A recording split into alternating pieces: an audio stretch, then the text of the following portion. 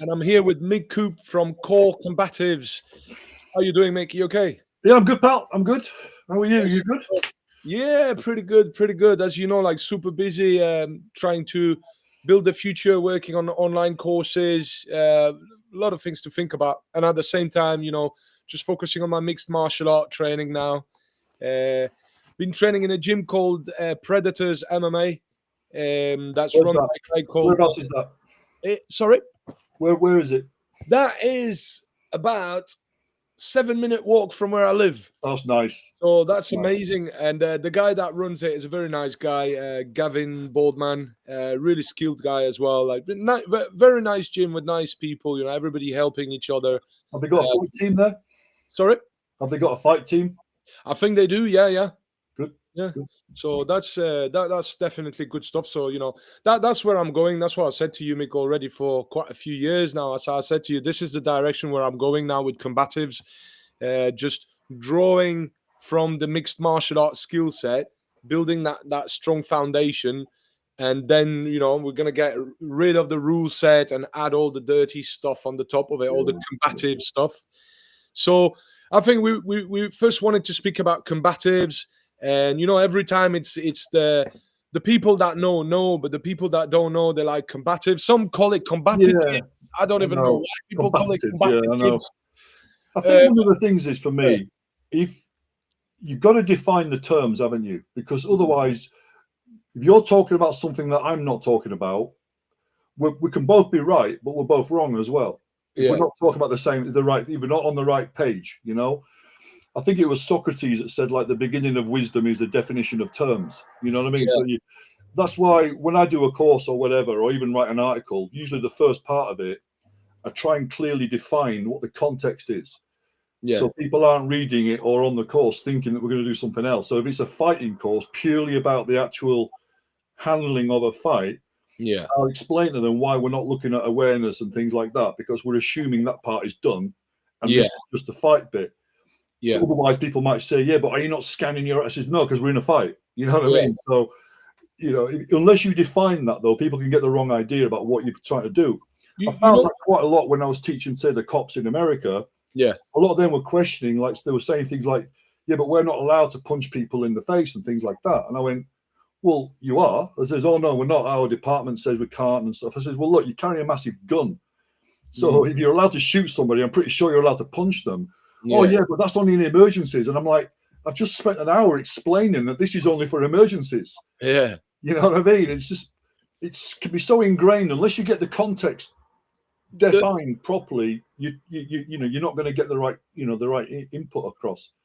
The way that I like to put it, right? And because things are evolving in my mind as well as everything goes, you got the martial arts, the combatives, you got self-protection, you got violence prevention. But I think that self-protection is an all-encompassing thing that I would say, there's always 3 times: before, during, and after. So the before, the pre-situational, the pre-situation phase would be what I call violence prevention. And this is where all the soft skills come into play. This is where all the non-physical options relating to personal security come from. And then you got the in-fight phase, which this is where combatives are. That's where combatives belong, in that fighting phase. And then, of course, after, you got the aftermath of violence, which a lot of people don't speak about enough. And I think that should be spoken about more. Like, the long-term implication of violence, be it on the psychological level, be it maybe you got badly hurt and you're never going to walk again because you got in a fight that you could have maybe avoided. Well, there's a legal thing as well, isn't there, as well? How are you going to handle that? I mean, a lot of guys use different terminology. I got my own, blah, blah, blah. One that I quite like, though, is when they start talking about problem 1 is the tactical problem. It's the guy in front of you. Problem 2 is the aftermath. That's the legal problem. Because you can do very well with problem 1, and then problem 2 fucks you. You see the way that I say the way that I have it in my head is like 3. It's like 3. The before is the fight with the ego. Is problem 0, they call that. And walk away. Problem 0 is the fight with yourself. Yeah, the second your permission to go and things like this. Yeah, first problem is fight with the ego. Yeah. Second fight is fight with the individual or individuals, and the third fight is the legal fight. Isn't it? Yeah. So I like that. Yeah, that's how I put it in phrases. You still there, Mick?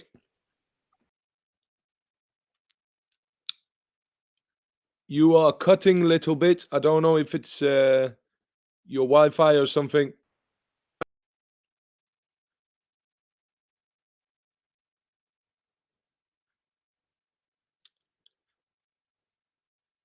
Hello,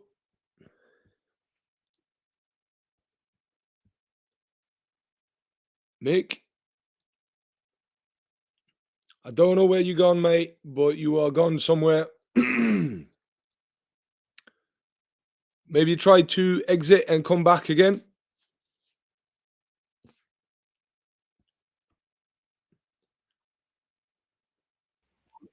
Okay, can you hear me now? Yeah, I've got you. Oh, yeah, I just turned a lot of things off on my computer. So, Yeah. yeah, I quite like the description though. Problem 1 is the tactical problem. Problem 2 is the legal, but problem 0 is that internal permission to act kind of thing. Yeah, you yeah, know?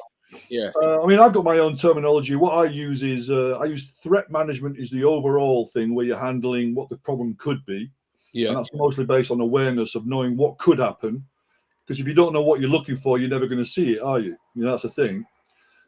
Contact management is that pre-fight where you're having that confrontation, and how do you handle that, which is mostly based on assessment. yeah, Is he going to do it? Is he not going to do it? What's he going to? Is he got a weapon? Has he not? You know, that sort of thing. yeah, And then I use combat management as being the actual in-fight bit. yeah, It's all based on the management kind of system. yeah. But we've all got our own terminology, and as long as it's, I Yeah. think, consistent and you can explain it, it's all good. You know, That's one thing I noticed as well is that everybody's got everybody. I mean, anybody that really done their research tend to agree on most things. They just use their different absolutely, terminology. definitely. And I've been working. Actually, you're the guy that actually motivated me to find my own terminology, because I realized that a lot of the terminology that I was using was coming from somebody else. And then you always have that. Oh, he's copying. He's using the same words. He's using the same material. As if you find your own terminology, essentially every good high-level self-protection instructors are saying pretty much the same thing. They're just saying it differently. Yeah. I mean, if you're going to design a bucket, they're all going to look the same, aren't they? There might be different colors and they're made out of different stuff, but they do the same job. So it's the same for this. There's always going to be a bigger picture, and that's more like your lifestyle. Are you leading a safe lifestyle? Are you avoiding bad places, bad people, doing bad things yourself? That's the overall threat management. You know what I mean? What could happen to you? Let's manage that. How do you cross the road? Well, you're aware of the dangerous parts of the road, like on a bend or on a junction. You might not be able to see cars properly, so that's a dangerous part. So we avoid that. The contact management then is, if I have got a man in front of me, how do I read his intentions? You know what I mean? He might be acting a bit funny or whatever, but just because he's acting a bit funny doesn't mean I'm going to smack him in the face. Exactly. Yeah. And that's why a lot of the old stuff where if a man touches your fence 2 times, you have to drop him. It's like, don't do that. It makes for a good book, and it's a good training session, and you can shout and swear at bags and things, but don't do that for real. For fuck's sake. On another hand, just plainly explain, if you got your hands up and somebody's pushing against your fence, and you've asked them nicely once, you might have pushed them a bit away twice, and they're coming back. They clearly want to do something bad to you. What I use for that though is I've got a whole lot of courses stuff on that. We look at indicators for that. So when you're assessing things, the general indicator. Indicators, I've got general indicators, then we've got specific indicators, and then we've got critical indicators. Or I like that. Another way of putting it, sorry, that's old terminology. I use general indicator, critical indicators, and final indicator. The general indicator is a very old one that's used in a lot of, say, military stuff for search and stuff. And we look for the absence of the normal and the presence of the abnormal. Yeah. So, like I say, if you're a soldier patrolling through a town and it's usually very busy, but this time it's very quiet, that's an indicator. Yeah. It's no excuse to start doing anything, but you start looking a bit closer at things. You know what I mean? You've never seen in movies where you got a squadron progressing through the jungle, and all of a sudden they're like, stop, and it's quiet. Oh, and yeah. It's too fucking quiet. That's right. Yeah. Yeah. Well, you know what? That's like someone standing a bit close to you. That's a bit odd. Yeah. But it's no reason to start smacking people. Yeah. You know Yeah. what I mean? But it is a good reason to start looking at that guy a bit closer. Yeah. You know what I mean? Yeah. Just because a guy's waving his finger at you with a clenched fist, don't say you're going to get punched. Yeah. And as you know from working the door, 99% of people that threaten you end up walking off and doing nothing. Yeah. Or 100% of them have a fight if you start it. You know what I mean? Yeah. So a lot of that preemptive stuff to me, it's just like I always used to query that, because like anybody that you can knock out that easily usually doesn't need knocking out.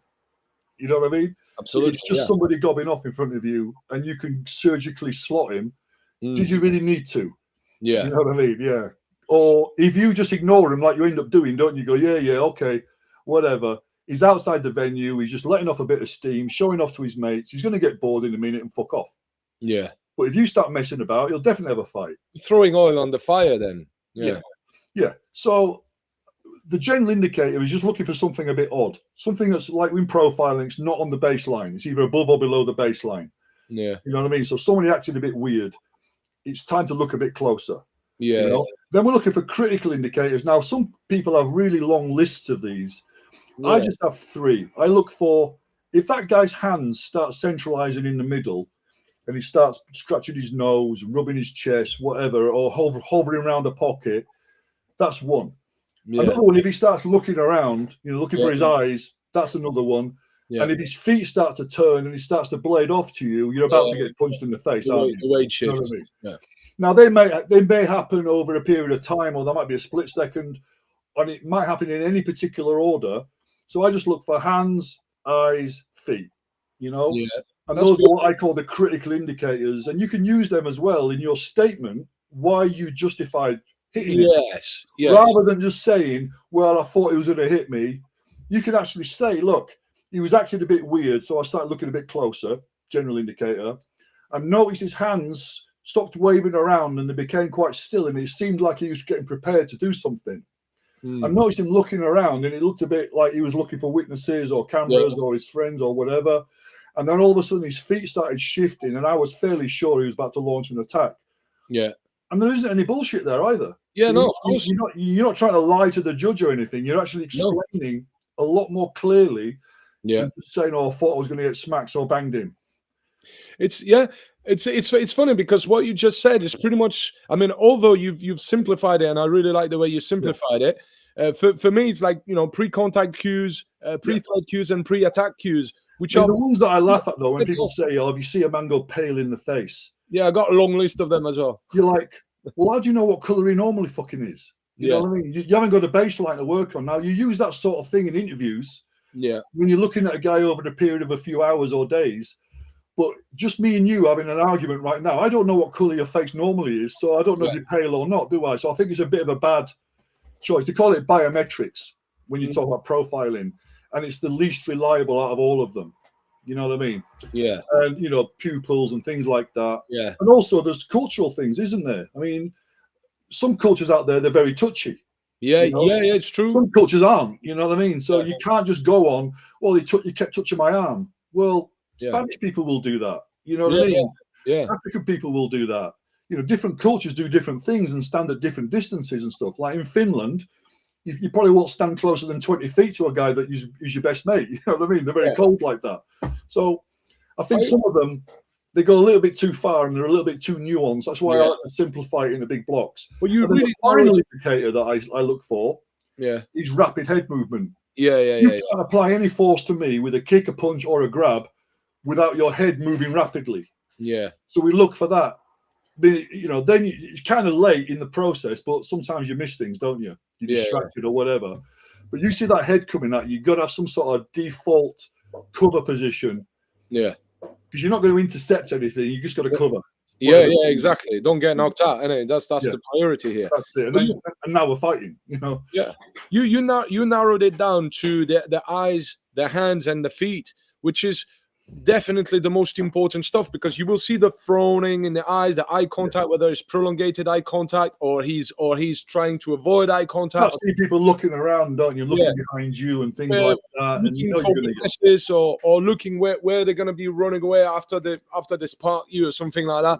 And the weight shift, as we know, is one of the main thing. Or the hand that disappears in the background, like he's about to access something. And generally, it's a mixture of a lot of those. Once you get those green lights coming on, you've got a small window of opportunity now, haven't you? Because in a half a second, you're going to get something coming at you. You know? Do you know what I generally say to my student? I say the most difficult thing in a violent street altercation is finding the moment between the last spoken word and the first punch thrown. And generally, it happens so fast. Like, yeah. And that's why the assessment's so important, isn't it? Because if you do too much at the wrong time, it's bad. And if you do too little at the right time, it's bad. So you've got to know what to do at the right time and being able to read people and then be able to articulate it afterwards. You know what I mean? Yeah. Because that's important as well, and people can't. Yeah. They get interviewed by a cop and they're all hyped up. Yeah. And the cop says, well, what happened? Oh, I smashed his fucking head in. That's not the right thing to say, is it? Right. And that's where like regulation of emotional state as well. Like, I think, I'm getting more and more interested in that stuff, Mick. That's why I got much deeper into meditation and stuff like that. In your drills, I see you do a lot of high stress drills. Do you do anything like that in your drills? Where I get people to regulate their mental and emotional state. Yeah, I've got a few tricks that I used to use for that. I mean, one of them is I will nominate something in the room, and it could be a door, or it could even be a punch bag, but the drill isn't over until you've run and touched that thing to show that you've exited the scene. Yes, I do that. I always get them to run towards the door and at least put their hand on the handle and start opening. Other things I've done as well. I mean, some of them are quite abstract. Yeah, is I might have a piece of paracord with 10 knots in it, and I'll throw it at them afterwards and say, you got 10 seconds to untie all those knots. And you see people like that's trying to get their brain, because could you drive a car now? That's the thing, isn't it? Have you just survived being mugged or raped, and now you crash the car on the way to the fucking on the way out? That's a bad thing. The way that I get the blood flowing back into the neocortex when they're adrenalized is I get them to spell their name and then spell their name backwards. Mobile phone I used to use as well. Have their mobile phone on the side of the room. And when they finish, you give them your mobile and say, call your phone. And you see people like can't even process what to do on the phone, how to unlock, that sort of thing. Yeah. Or throw them an A to Z map book and say, show me where you are right now. Yeah. Anything that you can do. I mean, in the military, we used to use a lot of things with weapons. Can you reload a weapon? Can you load a magazine afterwards? Things like that. Can you send a coordinate? But anything you can do that involves reaccessing that higher function. That's when you go from limbic. The way I like to call it is you got the fighting brain and the language brain, the communication brain, and when you start fighting, you go from communication brain to fighting brain, and then when you're stuck in the fighting brain, it's difficult to go back to the communication. I think, you summed it up better though when you said getting the blood back into the neocortex, because as we know, under immense stress, the body starts prioritizing where the blood goes. Yes, and that's why you lose the power of speech, because that part of your brain just gets the blood restricted and sent somewhere else. Yeah. That's why your hands shake, because you haven't got any blood in the fingers anymore and things like that. Gather at the center mass to feed the heart and lungs. You see what? Unless you do it though, people will practice it. You know what I mean? And it's all right saying, "Oh, but on the day I'll be all right." That's like saying, "Well, I'll go for the Olympics then, and I won't train, but on the day I'll be fine." It's like, no, it's ridiculous. One of the drill that I was doing in Lebanon with the firearm training, like it was a bit of a test at the end, where he was getting me to run around with a weighted vest and do some push-ups and some burpees and stuff like that, and running around, and he would hide the lower part of the Glock in one corner, the higher part, the slide of the Glock in another corner, the magazine in another corner, and 3-4 bullets, or how many bullets he wanted to give me, in another place. And so I had to fetch all that up and do some more push-ups and fetch the other thing up and do some more push-ups. And then all of a sudden I had to put the gun together, put the bullets in there and fire at the target. And that's, mate, when you're tired and your hands are shaking and you're breathing, you're coughing your lungs out, it's a different ball game, isn't it? The thing about it is, though, in that scenario, you just got the reality is you're never going to have a fight when you're at 100%, are you? No. You know, you're always going to be compromised somehow. Yeah. And that's it's like even sport fighters. I was going to come to that. Yeah. The first part of the first round, they're fucked. Yeah. Because they've been sitting in that dressing room, their adrenaline's been pumping like fucking crazy. It's the equivalent of sitting at the traffic lights with your foot on the gas, and by the time it goes green, you've run out of fuel. Yeah. So it takes your body an amount of time to reproduce all that ATP that you need. Yeah. You've been using it for nothing. You know? And, so even in the first part of the round, that's why they're usually a fairly bit, most fighters are a bit slow to start with, because they're getting the second wind back, aren't they? That's I was having that conversation with my stepson as well, because he's gonna get his first fight in September, his first Muay Thai fight. And when I was doing the few fights that I had, right, it was the same thing. I was praying for me to just arrive there and fight and fucking go home. That's it. But the thing is, sometimes, very often it happens that they put people in front of you and you're there, you're hyped up, you're ready to fucking go, and you're sitting for an hour or 2 hours, and by the time that's why I say breathing control is very important as well. And I mean, you could be like Joe Public. He's out with his wife or his girlfriend.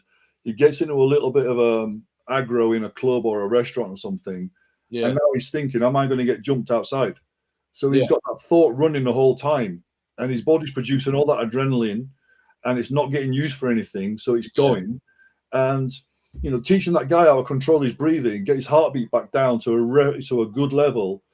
I mean, the old box breathing was quite important. We used to do a lot of that in the military, and the guys who were running into a room to do stuff, they're all doing it when they're going in. Snipers will do it to get the heartbeat down, all that sort of stuff.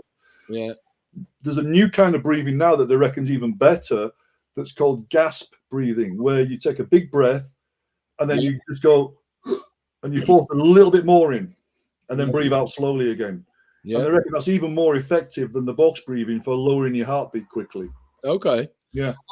I've been doing a lot of breath work recently. I've actually been researching as well the different types of breath work, because I love that stuff. And when I got difficulties in the morning to get into a meditative state, because every morning I try to sit for an hour. I actually use breath work as a vehicle to ground me into presence, and I realized there's so many different types of breath work out there, and the movement that goes with it as well, and your visualization that goes with it as well. I think a lot as well is reframing. I like to reframe with people that in between, say, rounds, in between bouts, or in the gym, in between sets, reframe it that you're not resting, you're preparing. Because if you're resting, you're still thinking about the last thing you just did and how tired you are. So use the time that you're preparing for the next round or the next set or whatever.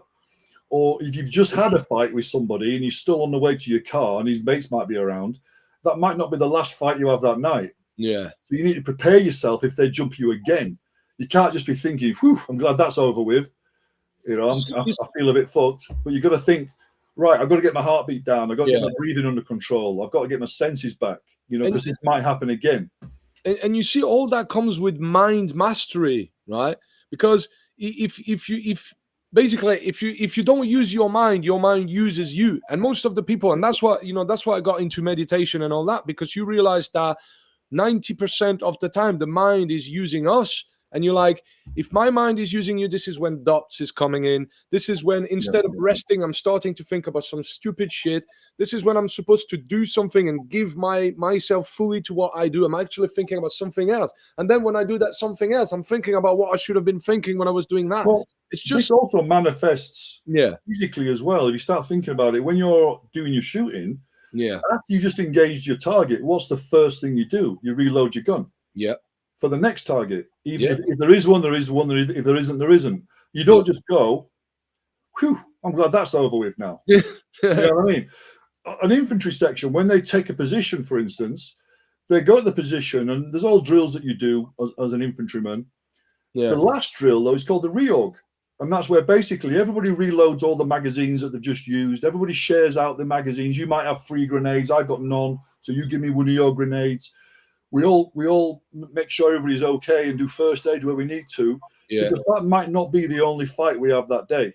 Because we've got to push on now. We've still got another 5 miles of the patrol to do, you know?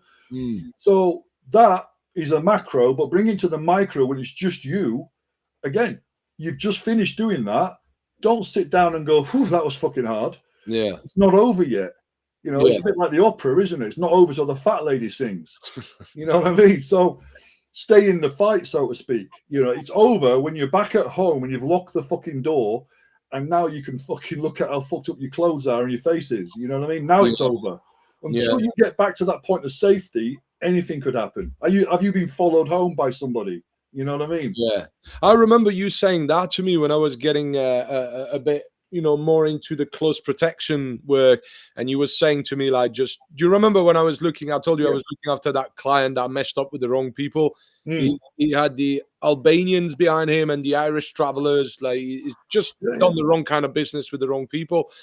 And you were saying to me, make sure you don't bring problems back home. And I was thinking to myself, do you know what? I didn't even think of that. And that's quite obvious, you know, something you want to think about. Well, like, a lot of guys on the job, you know, as soon as that big hand goes to the right part of their watch, they're off duty now and they switch off. Yeah. And you think, look, if I am a hostile entity and I'm going to take you out, I'm not going to take you out while you're all aware with all your buddies and your radios and your body armor on. Yeah. I'm going to wait till you're on your own, going back to your hotel room, you know, and I'm going to smash the fuck out of you or whatever. Yeah. And then they're going to be one shot tomorrow, aren't they? Yeah. You know what I mean? And the morale impact as well. It's like that's the best time to take somebody out when they're off duty, when they're off. That's when I started looking under my car and searching my car before I went home, because I thought to myself, fucking hell. Yeah, well, definitely. You know, and you got all the vulnerable people that you care about at home as well. Yeah, but that's what made me think straight away, Mick. That's what, you know, that's what made me think straight away. I don't know, you know, how professional people think they are, but they get a call from their wife or whatever that says, look, there's people in the house and they've just cut all my fingers off. And unless you unlock that door right now, they're going to do my other hand. Yeah. Who's not going to unlock that door? You know what I mean? True. It takes a big thing not to do that, doesn't it? You know? So you got to think some people say, oh, that'll never happen. No. And it's like, there are people in this world that will do that. Just like changing the channel on a TV. I know some stories about. Obviously, I'm not going to mention any name, but you know, where I used to live in Brinnington, I actually know a few people, like personally. They're not my friends or anything like that, but I know them, and I know people that know them. When I was doing the doors, you know, the doors that I was doing in Stockport, all the dealers and everybody's going in there, right? Especially in that place where I used to work. And I've heard some stories of that guy coming out of jail because he was in jail because he was chopping people's fingers off for not paying. People do extreme things for either extreme amounts of money or extreme ideologies. They will do extreme things. Yeah. Simple as that. Yeah, yeah. So you've got to keep them away from the people you care about. 100%. Because if you are protecting a client, whatever the threat is on the client is now on you as well by association. Yeah. Because you're part of it. You know what I mean? Yeah. And if I want to defeat a security team, I won't do it up front, head on. I'll do it in the evening when they're all thinking they're off duty and they're at home, relaxing or in the hotel room on their own. You know, it's like the bear is out first, and then you've got an easy job, haven't you? Yeah, it's like the bear is more vulnerable in his cave at night when he's sleeping in it. Yeah. So anyway, we're going to talk about combatives, won't we? The word. Yes. People get wrong. I mean, I use combatives really as just a description for anything that's non-sporting, it's non-arty, it's just about doing it realistically for combat. You know what I mean? Because combatives comes from the word combat. Yeah. So it's the things you do in combat. That's what I use it for. You know what I mean? I don't see it. Some people think, oh, it was the thing that Fairbairn invented, and it's like, well, he didn't. You know what I mean? It's just a word. It's a description. Yeah. It's like using the word car. You know, it's an overall term, and then you've got your Fords and your Vauxhalls and your Ferraris and stuff underneath it. You know, that's how I use it anyway. So it's not a thing. It's a description of a bunch of things, all designed for one reason. You know, actual fighting. But saying actual fighting, one thing I hate is when people describe sports fighting, oh yeah, that's not a real fight. And I go, okay, you get in the ring with that Muay Thai guy. Afterwards, tell me you weren't in a real fight. Yeah. You know what I mean? If you can. That's what we were saying, Mick. You know, if you get good at fighting with rules, how much better you're gonna get if you just got the presence of knowledge. You know it what? makes me laugh that rule set. the argument that these people are so heavily conditioned that they'll just stick to the rules all the time. Well, to be quite honest, even if they did, a punch in the head is a punch in the fucking head. Exactly. You're done. But the fact that some people think that they're going to be so conditioned, it's like, what, you think they're going to take their shoes and socks off or something before they have a fight? It's like, you know, if anything, the guys that think they're doing all this street fighting stuff, and all they're doing really are rehearsing a load of movie fights, these sequences. If anything, they're more conditioned because they're pulling all their punches. Yeah. Sports fighting, you don't pull punches, do you? No. I'm looking at my mate, one of my best friends, Andrew Devent. I spoke to you many times about him. He's an ex-pro MMA fighter, high-level guy, very, very nice guy. He was like mixed martial art for years, but every time when I train with him, because he knows why I'm doing it for, he actually straight away gives me things like, it's like, you know what, Julian? In your case, this is what I would do, and that's where he shows me put a finger in the eyes and and do this. So even though he's a sport fighter and he's an ex-pro sport fighter, because he was born in a ghetto and he's had that upbringing, he's a street kid just like me. So if somebody like that can think and have that street mentality, imagine that's one of the most dangerous. What I laugh is that these people think, what? So before that guy was an MMA fighter, what was he? A vicar or something? You know what I mean? Come on. You know, what it was is he was a fucking tough guy that liked fighting, and he found somewhere that he could do it without getting arrested. Yeah. Or he was a bullied kid that decided that he had enough. Well, the thing about it as well, sometimes you see these combat experts, and I use the term like with inverted commas, that talk about headbutting and gouging like it's some sort of secret magic pill. It doesn't take long to figure out how to fucking headbutt somebody. I mean, I teach it in a module on one of my courses, and it's a very small module. You know what I mean? It's just a bit about bracing the neck, hitting with the whole body. Don't just tap your head. Doesn't take very long. I mean, I certainly couldn't do like a 3 DVD box set about it or something like that. You know, like some people. And gouging, about how using the thumb is better than using the finger because it's fucking stronger, and don't just push it in, but punch it into their fucking eye repeatedly, you know, to increase the damage. There you go. That's the gouging lesson done. You know what I mean? It's not some magical art that only an expert knows how to do, and you've got to come on my course, otherwise you'll never be able to gouge somebody. People figure it out just nicely, you know. Yesterday I was at an MMA session, and I was talking to Gavin, the guy that runs there, because he was taking the class yesterday, and you know, I was saying to him that because my BJJ is, let's face it, compared to some people, my BJJ is quite poor, and that's why I'm focusing on it now, so it becomes my strength, right? But I said to him, I got tendency when I know that the guy is getting to a position that is dangerous for me, I got tendency just to latch onto him, grab him, and not let go. I'm a strong guy, so once I get hold of, I'm like a pit bull. I don't let go because I know that if I let go, I'm getting fucked up. Oh, definitely. I've got exactly the same tactic as that. You know what I mean? I said to him, in a sense, I know what I'm doing that because in Combatives, if I can latch onto him and he's close to me, I can bite, I can gouge, and then create the space to get him the fuck off me. But then Gavin said, yeah, but he can do that as well. And the thing is, of course he can do that as well. And you know what? If he's got BJJ experience, he can do that from a better position, from a stronger position of dominance. That reminds me of a conversation I've had a few times about when people talk about their combative game plan. Okay, so explain that to me. And they're like, so what we do is like forward drive and all that stuff. And I went, so basically exactly like the other guy. Who's had no training at all. It doesn't take a fucking nuclear scientist to work out that's how you win fights, for fuck's sake. You can't. People always forget that the other guy's got a plan as well. I think they get too used to fighting punch bags and bob dummies sometimes. Like when you find a living, breathing guy who's doing his very best not to get fucked up and to fuck you up.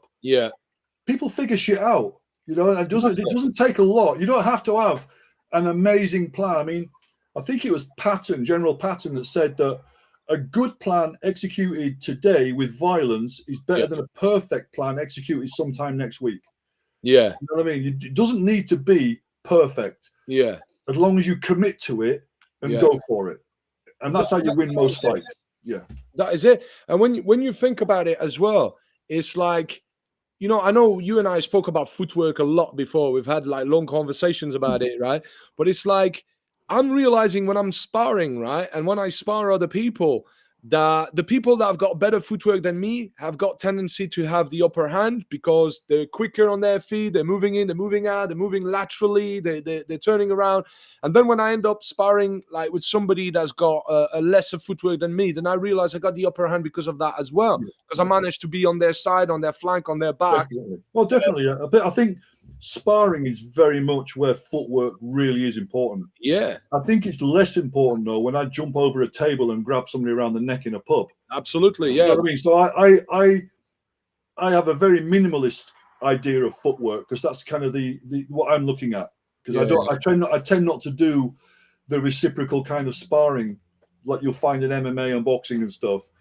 And my stuff is very much like two dogs fighting, if you know what I mean. Yeah, so yeah. And when people say, yeah, but what about if the fight goes a bit longer? I'll say, well, go do MMA.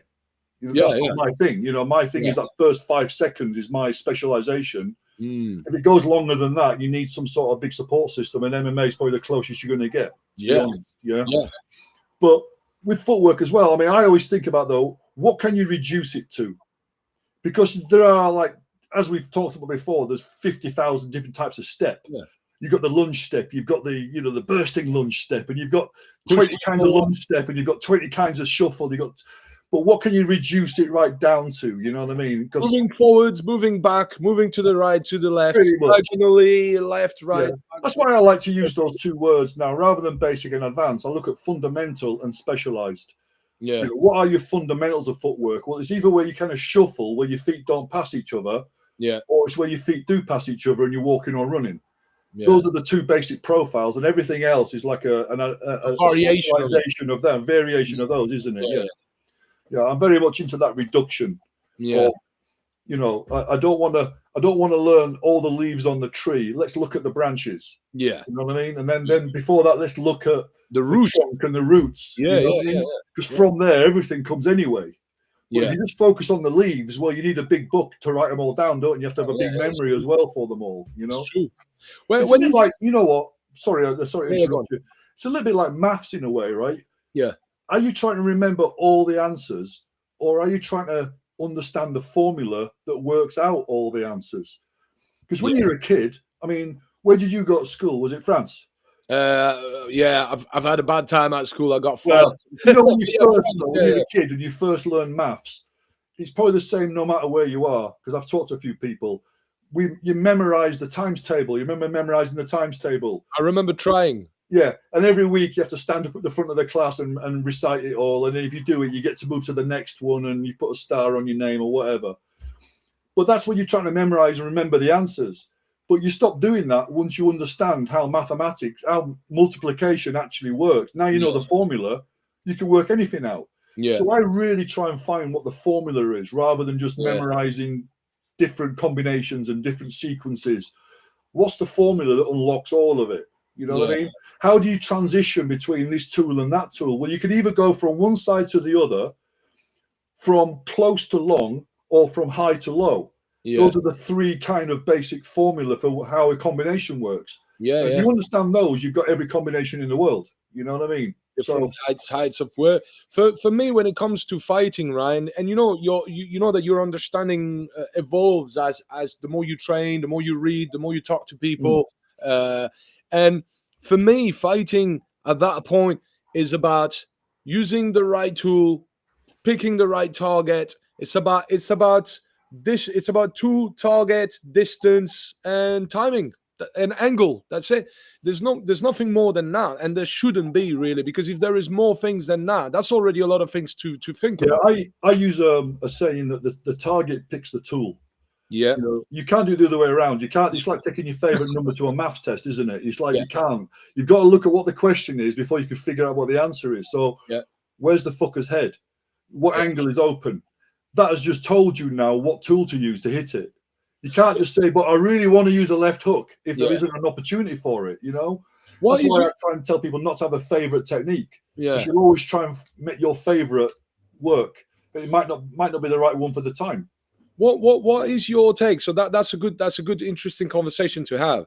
What is your take on punching versus open-handed strikes? Personally, I train both. I teach both. But I found more than in one occasion that when I get in a fight and it really starts getting hitted, my fists are coming up, and I would say, though, for all of those, I'm just punching. All of those questions, really, yeah, the answer is yes. What's best, the punch or the open hand? Yes. Yeah. You know what I mean? It'll do the job. You've got to be more specific about your question. My question is what's the best thing for hitting a man with a crash helmet on? Yeah. Open hand. What's the best thing for hitting a man in the neck? Fist. You know what I mean? My question is this. Okay. In a fight, right, most people are head hunters. And if you're going to punch, generally, you're going to punch somebody in the head.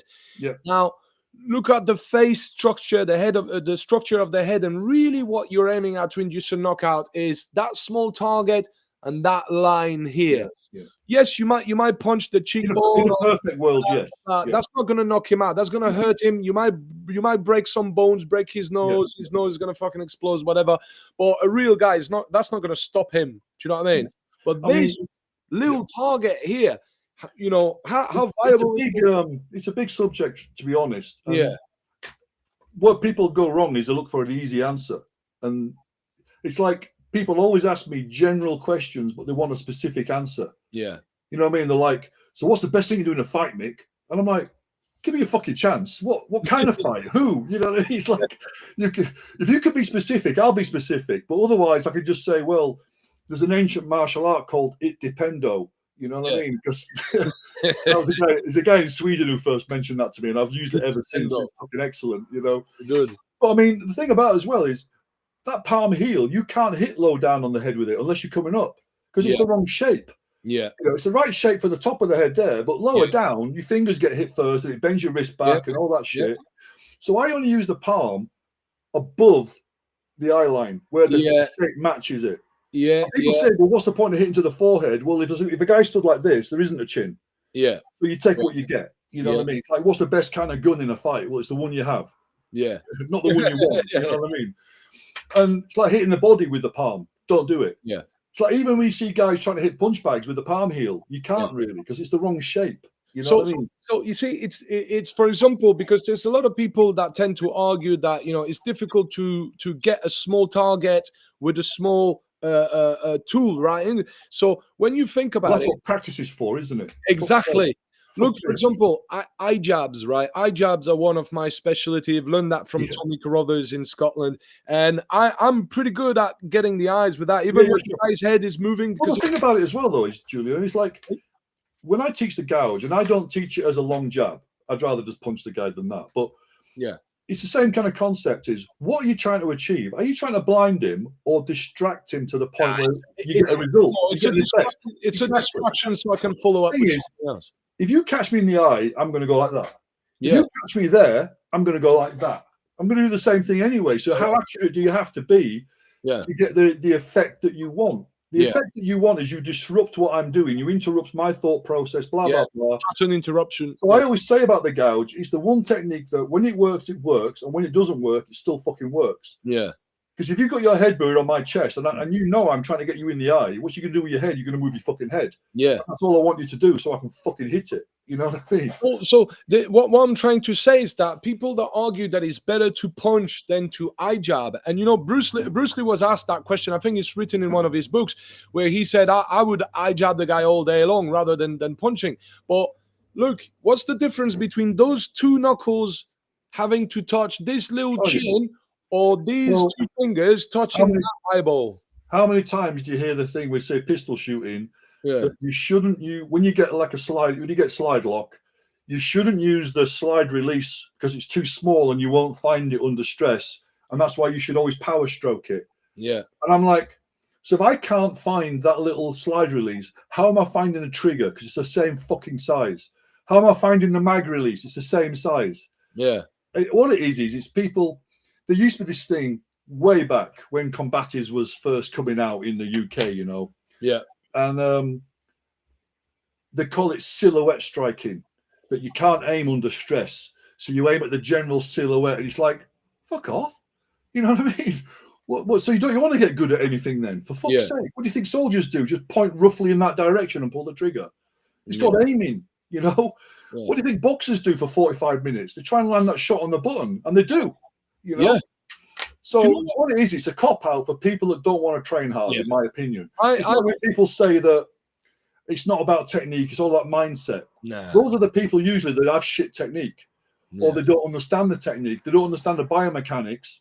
Yeah. And that comes out as well. You've seen it. They do all these stress drills, and it just looks like a load of blokes fucking flailing away. Yeah. And you think, well, I'd rather do that, but with real techniques rather than just flailing away. Yeah. You know what I mean? And also, the mindset versus technique, it's not like 100% that you share. You have 100% mindset and 100% technique. That's it, yeah. For God's sake, you know what I mean? I don't know why they come out with these things. Like they want a T-shirt slogan or something. Two things. First thing, to conclude on what I was saying, right? To reach the chin, generally, what I like to do is aim for the throat. Yep. Because if his chin is tucked down and you aim for the throat, you're going to end up clipping the chin. As if you aim for the chin, very often you end up punching him in the teeth or in the nose or higher. Yeah. That's one thing. And the other thing, just to respond to what you just said, I always found, right, when I was training combatives, I've seen it on videos with the Kala, with the Kala guys. That I like some, some of the anabolic stuff with urban combatives and various things. I've noticed every time there is a guy that's got an MMA mixed martial art background, you can see it straight away, and straight away they come in really, really superior because they got all that solid foundation of wrestling and striking. Well, they got good technique straight away. Yeah, that's what I'm leaning towards mixed martial art now. I do a lot more on the technical side of it than probably most people in the combatives world do. Right? Yeah.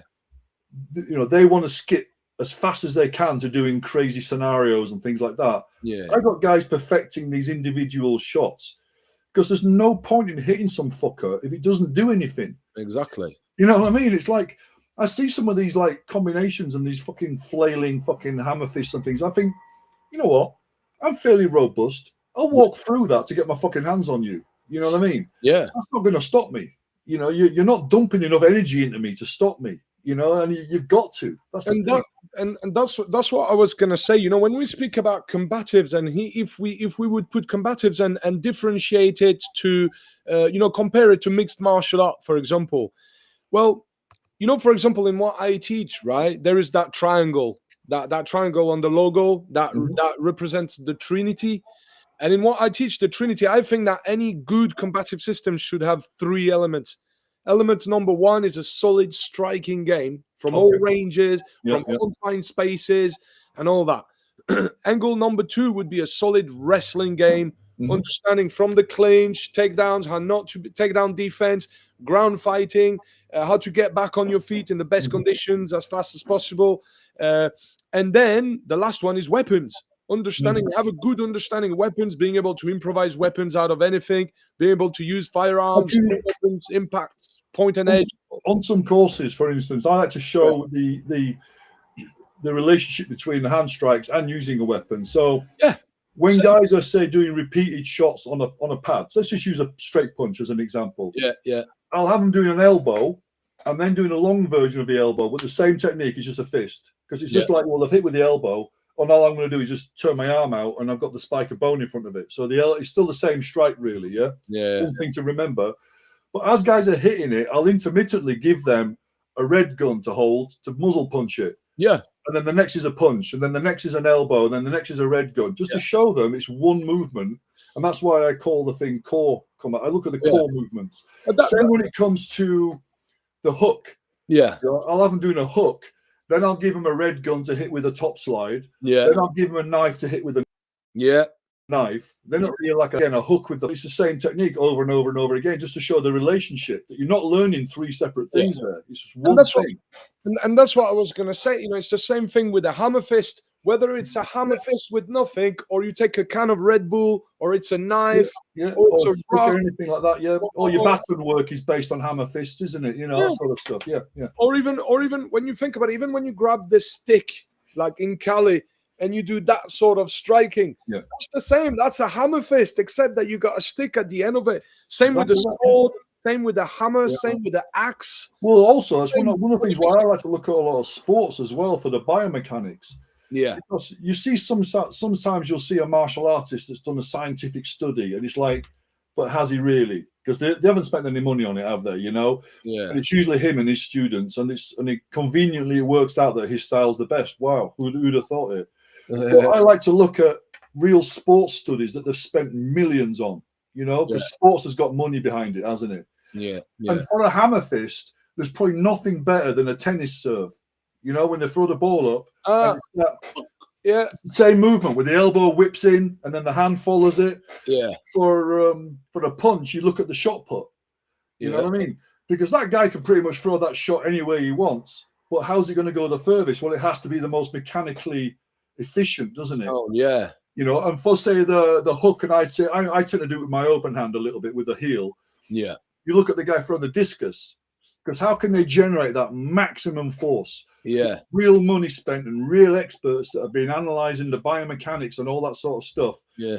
And you're looking at, you know, say the Muay Thai type kick. Well, they haven't spent millions of dollars on Muay Thai fighters developing the best kick, but they have spent millions of dollars on footballers kicking a football. Yeah. Same movement. So let's look at all the enhancements we can get and how to train it, how to get more out of it. So I like to look outside of martial arts and look at where the money is being spent to look at the real research. Do you think that, look, for example, let's take the hammer fist, that is, you know, one of the main tools in combatives of it in some not with me, it's not, but I know what you mean. Yeah. when you think about it, don't you think that, I mean, back in the days of us being cavemen, you know, we used to pick huge rocks and just smash each other on the head with those rocks, with clubs, or I think this is the movement that we've been as a race with 2 arms and 2 legs. I think this is the movement with the arms. You know what, though, there's the most. There's an argument though when people talk about instinctive movement and things like that. Yeah, primal movement. Not everything primal and instinctive is the best thing to do. Like if I set you on fire, it's very instinctive to run around the room screaming, waving your arms around, isn't it? Yeah. So sometimes just because it's instinctive and primal doesn't mean it's the best thing to do. Yeah. And that's what training's for, isn't it? To find a better way, you know? Yeah. The problem with the hammer fist I find is when people use it against a standing opponent, the biggest problem with it is, I mean, it's not as powerful as a straight punch. You know, to be quite honest, the hardest hammer fist in the world will be about equal to a fairly average kind of right cross, to be quite honest, because of the way the structure's built in the body. But the biggest problem I find is the forearm gets in the way. You know, the moment you do that, it's not hitting anything, is it? It's getting caught. You need a clear target. So the problem I find using it against a standing man is if he puts his hands up, you can't get it past the hands, whereas a punch will go through the gaps. Yeah. But when a man's head's lower down, like he's failed some sort of a low tackle or something like that, and you can kind of push his head away, now you can fucking chop him in the side of the neck with it nicely. Or when he's in any kind of depressed position where his head's lower, it works great. Like ground and pound, it's great. Yeah. But something up here, I don't think it matches the punch really for usefulness or for power. Yeah. And repeatability as well, because the straighter line is a quicker repeat, isn't it? That's True. Yeah. And I find a lot of people do the hammer fist. Yeah. And even if it's their favorite weapon, I don't see them doing it very well, because that's the target. They kind of hit it. No, there's no point doing that. You're just breaking your little knuckle here. Yeah, the fucking little knuckle. I mean, on the pad, it's fine, but you might hit a man on the head like that. Yeah. You've got to, I teach people to sink it in like they're holding an ice pick. Yeah, in and out the same hole. But rather than this stupid. I'll be honest with you. I wouldn't use the hammer fist as a preemptive movement, and I wouldn't use the hammer fist on the target that is vertical. No. It's the target has to be bent slightly. The best target is the brainstem. For the problem with that though, I find is when I teach it, I usually teach it like I say after like some sort of a clumsy low tackle where the guy's coming low, or I've hit a guy, he's dropped to his knees and he's trying to grab my legs. You know what I mean? Yeah. And I'll stiff arm the guy away with one hand and I'll hit him with the other, you know? And the problem with that is you can't hit downwards because your hand's there. So you'll hit yourself on the hand. So I'll hit to the side and come in the neck or something like that. You like hit him in like below the ear or anywhere between there and there is good, isn't it? You know, that sort of thing. No, like you say, you know, have a look at the sportive application of the hammer fist. I mean, how many guys in the mixed martial art game in UFC have been knocked out by those hammer fist once they're on the ground and hammer fists are come flying? But then the answer is, how many's been knocked out when they're standing? Yeah, absolutely. Yeah, a lot as well. Yeah. So every time I see it, and I like to see it as well when they attach and they grab and they kind of grab the wrist of the guy holding the pad, and I think, what are you actually grabbing there on a person? Yeah. You know, and the joke I always make is if you can grab a man that easy, don't bother hitting him, just fucking shake him and he'll fucking die. What we do is we put like a t-shirt wrapped around the wrist so you can grab the clothing. So it's not bother. I don't need to have an attachment. I just touch. Yeah. Just enough touch to keep the distance so I can keep hitting. Yeah. Rather than wasting time trying to get a grip in there, you know what I mean? Yeah. It's too complex for what I want to do. So I told you as well. So recently I'm actually working on a ground and pound program designed for combatives. So I need to be careful about the terminology that I use, right? Because if you say ground and pound for the street, okay, it could be used, right? But let's just say that combatives were designed for warfare, right? So it's the worst case scenario. Somebody's trying to kill you and you have to escalate the level of force in a way that's going to totally eclipse what you're faced with. How can we make it fit in this theme, right? And the thing is always going to be outside of conflict is always going to be justification, isn't it? So I think it's always good to teach. A lot of people, I think, dive into teaching any technique. Yeah. And they don't explain what it's for first. They just say, this is the best way to hit a man in the head. Yeah. Rather than, if you need to hit a man in the head because of this. Yeah. So I use like a teaching model where the first thing I do is the justification. Yeah. So you establish why we're doing something to start with. Yeah. Then we go into the explanation and demonstration. Yeah. Then we look at everybody imitation, and then you go around and do confirmation. Yeah. But the first thing is, I think what a lot of people miss out, and I do it myself, I'll admit, you don't justify what it is you're doing first. Why are we doing that? I mean, kicking somebody in the head on the ground with a soccer kick, most people would say that's excessive. Yeah. But not if I'm on the ground and I'm still conscious and I'm reaching into my jacket to pull a gun out. Exactly. Context always dictates context. Yeah, so you've got to justify why you're doing it. And don't forget, with justification in the law, everything is legal. Yeah. Without justification, anything is illegal. Just touching a man without justification is technically an assault, isn't it? Yeah. The first thing to do there is justify what you're doing and say that in an extreme circumstance, and maybe as well, and what I like to use as well is the lens of not a big, strong person like myself or yourself, but what would an 8-stone woman be doing? She's justified in using a lot more force to stop one of us than we would be to stop her. Yeah. Because the force disparity is so strength disparity. Yeah. You know, she's justified in going over the top and smacking us on the head with a brick because she doesn't have the physical tools herself. So by justifying it first and saying, look, in extreme circumstances, when the person's still a threat, these are options. And you know, the other thing as well is I realized that, you know, I got to be really careful how I word things. And also I have to really explain and give context, because when you see, for example, the video that I put recently on the ground and pound, where mostly in that video, what I was doing was an attribute development where I was showing them the position of dominance and the shots that they can throw from each position of dominance. So yes, at that point, I was asking them to throw 20, 30, 50 straight punches or hooks or hammers. Obviously, it's not realistic. You're not going to hit somebody 50 times in the head. It makes no sense. That's where, you know, in the way that I teach, and I'm sure you're going to understand that because we spoke about it before, there's various phases where you got mindset development drills, you got technical development drills, you got attribute development drills, you got combat development drills, and then you got simulation drills and scenario training drills. And, you know, a long time ago, I stopped looking for that one perfect drill that did everything. Yeah, you can't. That's impossible. It has to be such a compromise that it's bullshit. Yeah. So I've got a drill to develop accuracy. I've got a drill to develop power. We've got a drill to develop timing. You know, and it's just the way it has to be. I mean, I've got some drills that you'd think what's the point of that? Where a guy's on the floor, face down across the other side of the room, and I've got the pad on my chest. Yeah. And as soon as I start walking towards him, I put the pad up. He has to get the fuck up and run and hit it.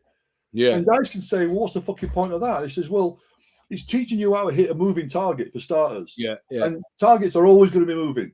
And if you're Yeah. not training on a moving target, you're not training for a fight. Exactly. And how are they going to be moving? Well, one of the directions they're going to be moving is fucking right at you. Yeah. And getting that focus of landing it just at the right time. Yeah. You know, that's tricky. It's a bit like, you know, when you burn a piece of paper with a magnifying glass in the sun. Yeah. If you hold it too close, it's warm. If you hold it too far away, it's warm. But you hold it just right, Right. Yeah. burns. And that's what those pads are called, focus pads. For focus in the focus on timing. So that's a silly drill that some people say, oh yeah, but, and I went, no, that's ticking a box. And also, why not make it where you're on the floor? That's always a good thing to practice, getting up quick and being able to engage a target. You know, so some of the drills, if you look at them wrong, they might look silly. And you see that again. I look at guys when they say, "Yeah, but that's not relevant," and I say, "Do you do heavy bag work?" And they go, "Yeah." Yeah. So you're training a bag full of rags. Yeah. That's not relevant to a fight. Yeah. Yeah, but, and I'm like, it's all the same. But that's what I like, having chat with people like that are ingenious and like you know, creative instructors such as yourself, mate. Because like when I see people just commenting on a 20-second video where I'm doing an isolated drill that's designed to isolate a certain type of skill set and take all the rest away from it, take it out of it because it's not meant to be there. It's not meant to be a realistic, it's not meant to be a combat development drill or a simulation drill or a scenario training drill. It's just an attribute development drill. And then people look at it, oh, that's not realistic because you're not doing this or you're doing this and you shouldn't. In that case, then hard work isn't realistic. Exactly. You're punching a guy in the fucking hands. Yeah.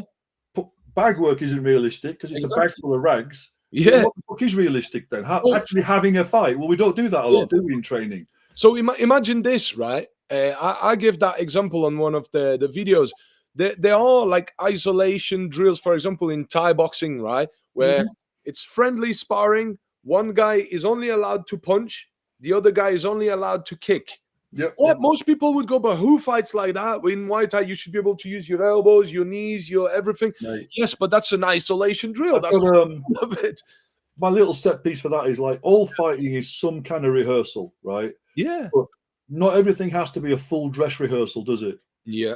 Sometimes all you're doing is practicing where you stand on the stage. That's it. The timing of who comes on when. Yeah. Other times you're practicing your lines and you're walking around eating a sandwich with the fucking reading off a piece of paper. Yeah. And then towards the end, you do the full dress rehearsal with the fucking sound effects and the special effects and stuff like that. But it's a process, isn't it? It's progression. Back to the thing you said though about, you know, hitting people 50 times and people say it's excessive. Yeah. I used to get asked a lot about that because one of my basic tactic, I call it the major offensive tactic. I call it the simple repeat.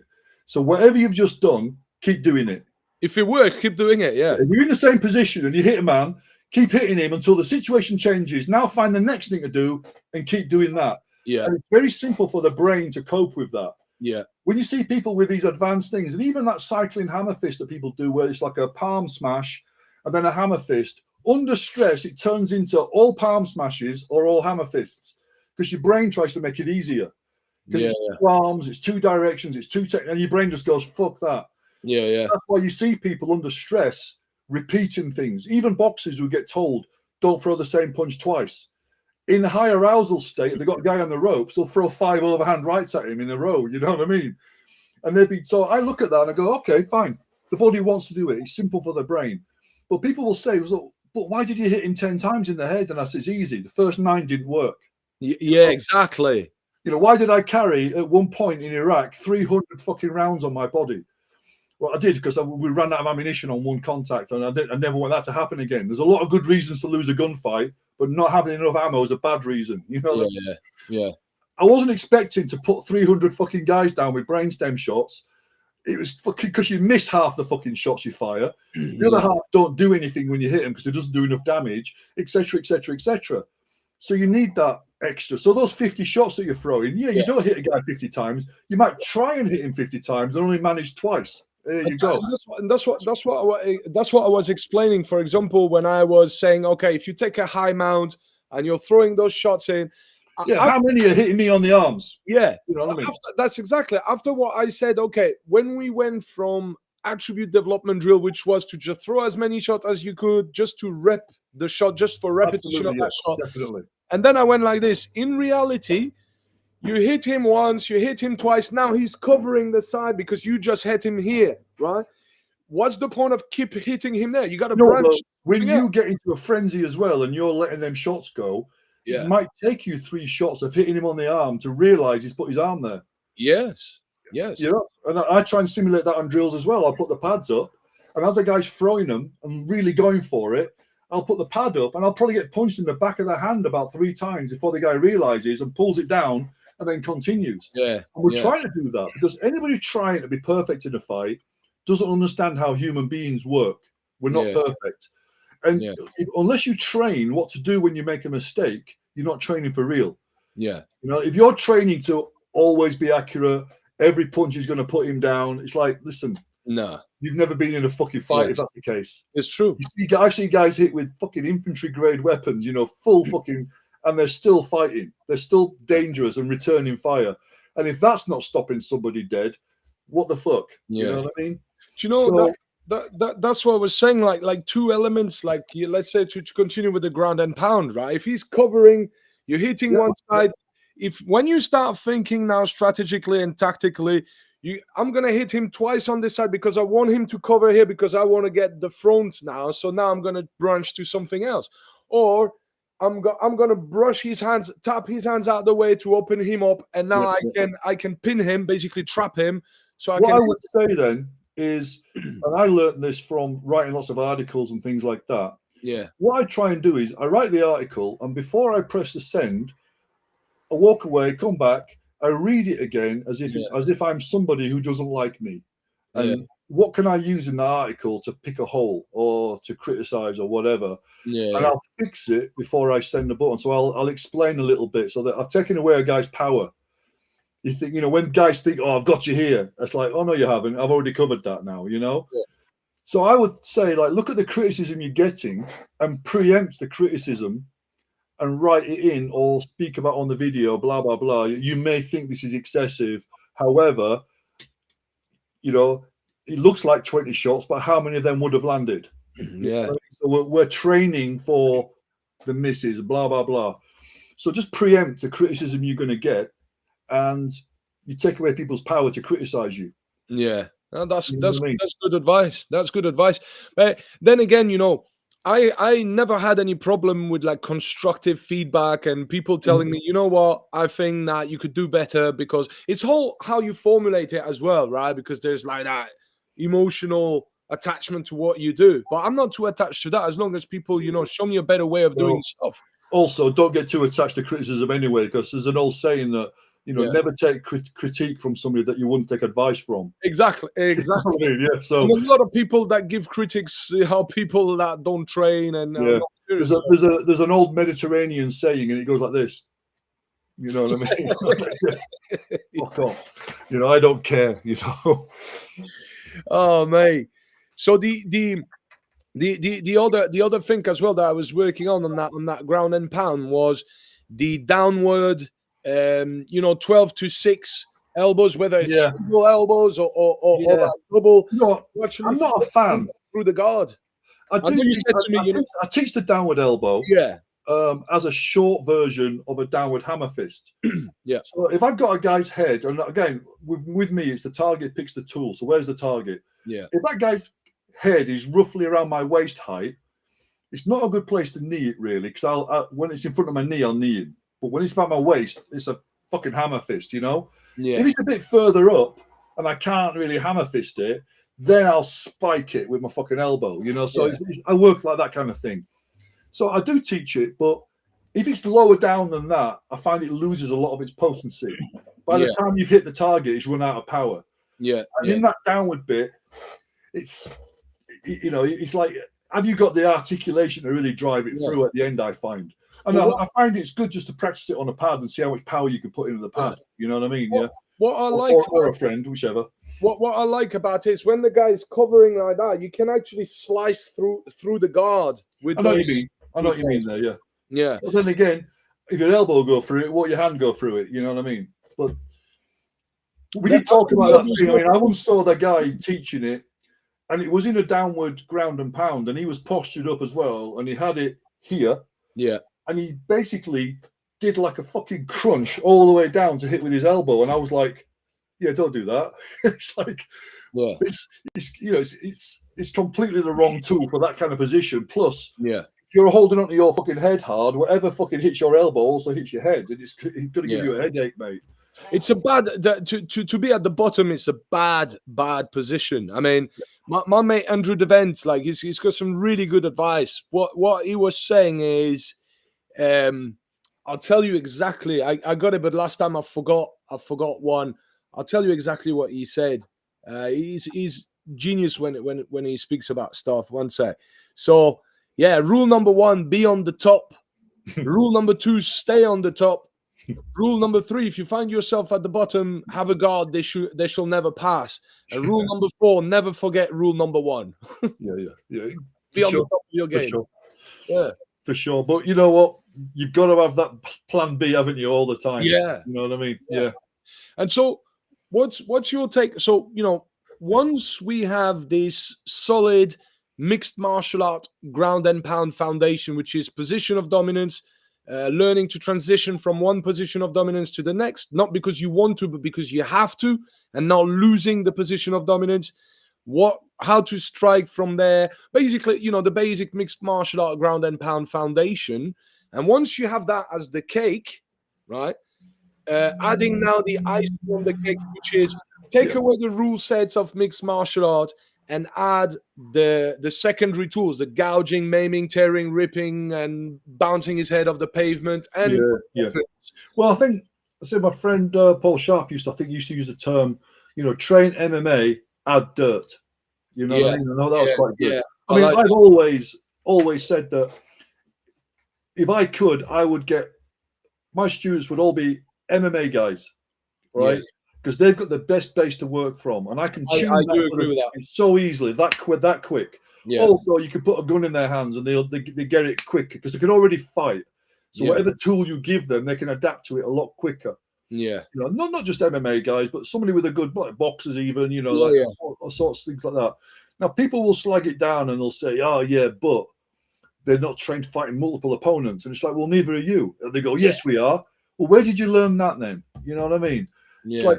So what you do is you pretend to fight lots of multiple opponents, but at least that guy can actually fight one guy properly. It's already difficult to fight one person properly, mate. And all the guys that claim, "Oh yeah, but he's not trained for multiples," it's like, well, are you as well, really? Because I've seen what you do, and it's just cosplay. But what I'll say is, though, you know what? Yeah, that MMA guy, if weapons start becoming introduced, he will get stabbed to start with, but he'll adapt really fast to that because he understands fighting. And position and control. If multiples start getting added, he will get blindsided to start with, but he'll adapt to that really fast as well because he's got the base, he's got that foundation already. He understands fighting, and he understands position, and he understands control. He's got that vehicle already, and all you've got to do with that guy is give him a few books to read, like The Gift of Fear, and he's covered all the soft skills, and there you go, complete package. Look at the high level guys in the US, right? That are teaching combatives in the US because combatives is big in the US, right?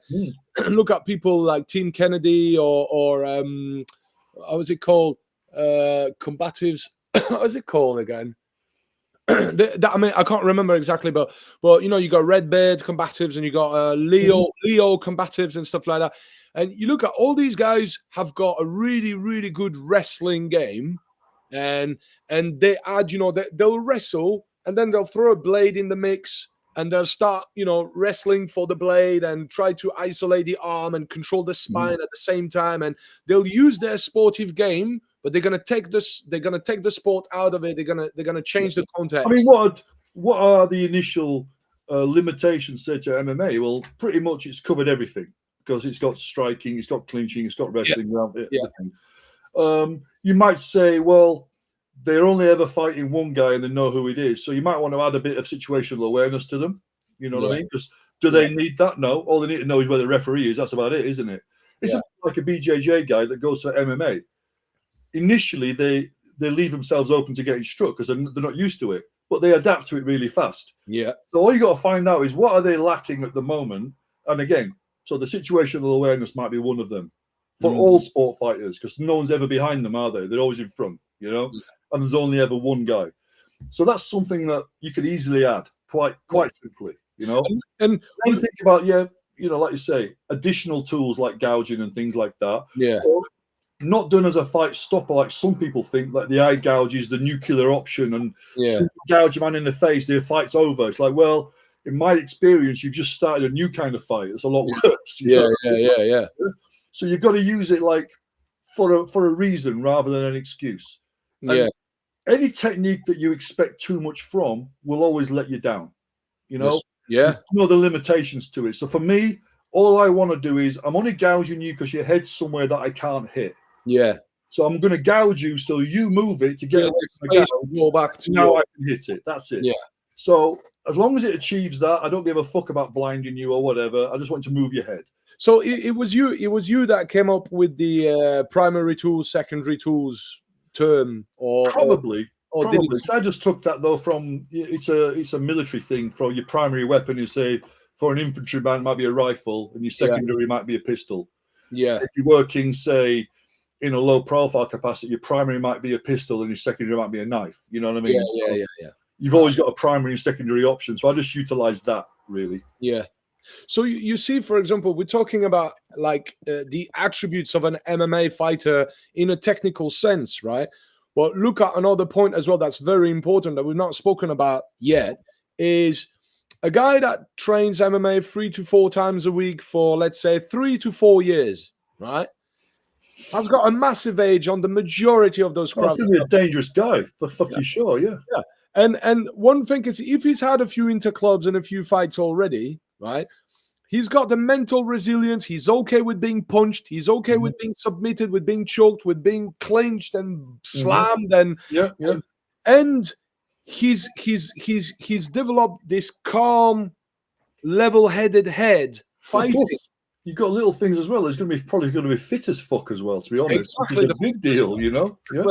Yeah, that's another thing. But the mental, the mental preparation. When we speak about mental preparation for combatives, I think that the mental preparation in mixed martial arts is relevant as fuck when it comes to combatives. Look at a lot of the guys out there that teach what we're calling combatives at the moment. You know, the street warrior type stuff.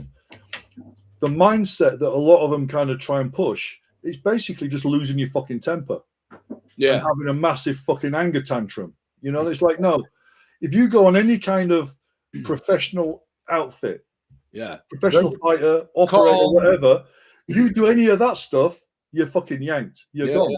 Nobody wants to go in that room with you if you're having a fucking temper tantrum. You know what I mean? You've got to go the other way. You become like a surgeon. You know what I mean? So I often used to say to people, like, who's got the most violent job in the world? And guys will say, oh, you know, soldiers or fighters. Says, no, surgeon. You see what that guy does for a living. You know what I mean? He commits massive acts of violence on a human body, doesn't he? Up to his elbows in your body with power tools and shit like that. But he'll do that talking about the weather to the fucking nurses. Yeah. Where he's going for dinner tonight, and he'll have fucking opera music going on or something, you know, classical music. But generally, you know, like if you study a little bit the personality disorders and stuff like that, you realize that this is the type of jobs that attracts psychopath and you know. But you know what? There's no better way of winning a fight than to be in control, in my opinion. Oh, a lot of guys go about you know, they confuse aggression with anger a lot. Yes. You know? Yes. And aggression can be very cold. Yeah. So aggression just means pushing forwards and achieving your objective. Yeah.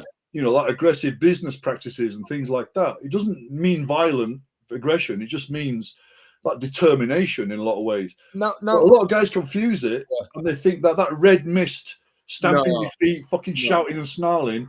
What you've got there, and you see it in the scenarios they do, is a lack of control. So very few of the shots land properly. The judgment is massively impaired.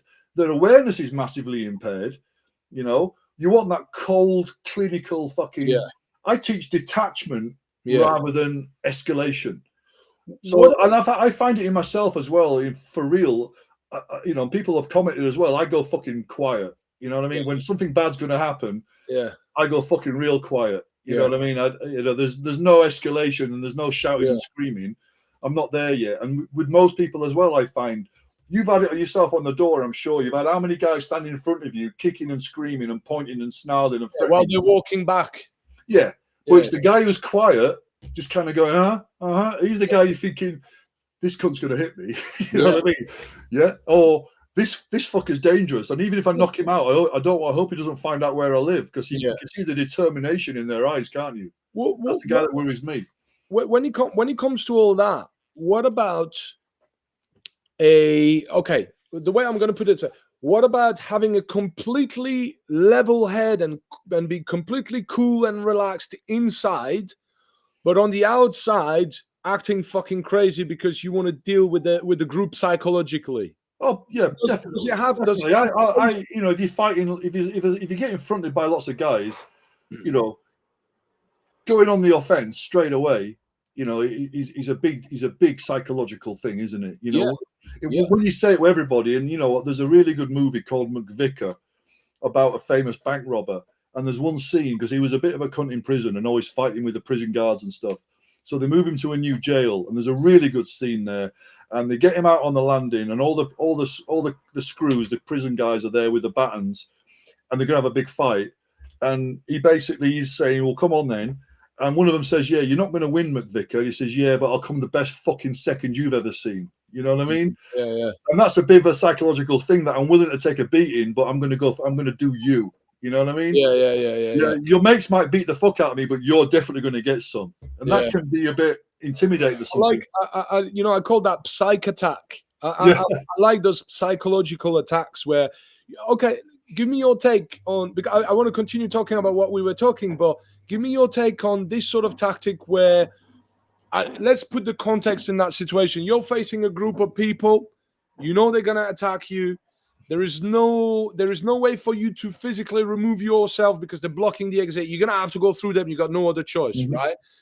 You saw that coming to you. One of them is a bit closer, is a bit advanced, is a bit closer to you. And I don't know, you have something on you, or there is a table next to you and there's a fucking something in there, maybe a fork or a fucking knife or whatever it is, or a screwdriver or a pen. And you basically grab that guy and take him hostage and start fucking telling him to I know what you mean. Yeah, I know what you mean. Do you think there is a place for this? If you can't get on the radio and get Overwatch to start dropping people, you know, then that's the best way of handling that. You know, but the problem with grabbing a guy is you've just limited what you can do as well. Yeah, and a lot of the time I see this stuff with like multiples. They'll grab a guy, use him as a shield. Yeah, and you can't. You know what I mean? The two things there is going to be hard. It's going to be hard to hold on to him because he's not just going to stand there, is he? He's going to be fucking struggling. You're going to massively limit what you can do. But one of the worst things is he's not going to be that much of a shield because his mates won't really give a fuck about fucking still trying. You know what I mean? They're not going to go, "Oh, we can't because Johnny's going to get in the way." They're just going to fucking lay into it and apologize to him afterwards. You know, I've done the same as everybody else. You know, years ago we used to, you know, that was kind of taught. Grab one guy, use him as a shield. But you know what? What people don't do is go in the boxing ring with two guys with boxing gloves on and try it. Yeah, you get your fucking head punched in. That's all I'll say. You know, so. In my opinion, what you do is you fucking drop one guy and then drop the next. You know what I mean? That's the only way. The moment you stop and clinch somebody, you're in trouble. Yeah. Because they'll swarm you. They've got more arms and legs than you. You know what I mean? So I always think it's a bad thing. It's a little bit like making too much out of flanking people. You know, it's a good tactic, but you can't overdo it and you can't expect it to do too much because you can flank a trench system or a defensive position because he can't move. But if that guy can do that faster than you could go around the side of him, you're in trouble, aren't you? You haven't flanked anybody. Having said that, look at boxing footwork. I mean, people get flanked in boxing. You look at Lomachenko, he ends up behind people. Great, but he's an outlier, isn't he? That's the thing. Glitch in the matrix here is, mate. Yeah. Oh, yeah. But definitely, you know, what I'll say is, if you expect to get like a full right angle to somebody, that's a bit excessive, I think. But if there's two people, just getting closer to one, you've increased the distance to the other guy and you've slowed him down by half a second. Yeah. It gives you an extra half a second to deal with this guy. Yeah. So I will do lots of drills like that. And I've done that, I've even got a video of that somewhere for real that was a CCTV used in court against me when I had a few guys like that. And I managed to hit them all because they were close enough together that I could treat them like one fucking target. Yeah. It's when they split and you can't get them both, like contact and cover when you're dealing with subjects. Yeah. That's tough. So I do a lot of drills along those lines. And a lot of it is just to get out of that focal point. Because if you're in the middle, you're in their overlapping arcs of fire, aren't you? You're going to get all that shit. Yeah. So if you can move to the edge of that, you're going to get less shit. Make them form a line, yeah. Yeah. So do you know that it's a bit much to expect to get right around the side, I think. Yeah. They can turn a lot faster than you can run. It's true. That reminds me of a drill that we used to do when I was doing Aikido, like years and years ago. You had 5 or 6 guys, or sometimes it was the whole running at you, running at you, and you had to, they couldn't. They couldn't latch on. That is, that body movement. Taisabaki, yeah. It's great. They couldn't latch on to you or grab you or punch you, but you had to make them form a line and just get out. You had to find a way to get out, and I think that's a really good drill. It's got absolutely. The problem is 2 guys will give you a better beating than 5 guys because they get each other's way too much. They get each other's way too much. Yeah, but 2 guys, one can hold you and one can beat you. You know what I mean? Yeah. But if you're fighting 5, they kind of get in the way a little bit too much. So it's sometimes easier to deal with, and there's too many of them. So you get in a doorway, you restrict what they can do to you and things like that, with the environment, and you close them down and blah, blah, blah. Yeah. Or, like I say, you get on the radio and you get Overwatch to start dropping people. You know what I mean? You point your finger and one drops. And then they might go, okay. But for that, you need a good sniper in a good high position. So might be a bit beyond my capability for most people. Yeah, that's that's what I was saying as well in terms of the best. I was talking about the best position, combatively speaking, right? When I was doing the ground and pound, I said to them the best position is being on your feet, so you can finish them with your feet if need be, right? After that, maybe the knee on belly is probably a great progression for that ground and pound, though, would be have a guy circling around you with a pair of pads on. Yes, I'm going to do that. And every now and again, you basically just pin the guy with one arm and fucking bang the pad, if you know what I mean. That's his mate coming in or something like that. But knowing as well when to disengage. Yeah. So that's why a lot of grappling that gets you very involved with an arm bar or something. Yeah. You can't quickly let go and get the fuck up. You've got to have that disengagement. Yeah. So I all the time.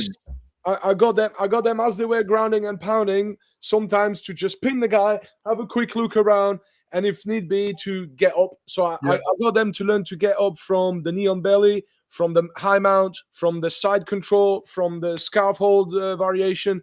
And I was saying, so they were grounding and pounding, right, from each position, changing from one position to the next, right, on their own. And every time I was saying up, like they would have to get up as soon as possible. You would get them to shadow box after at the end to get used to be ready to fight the next guy.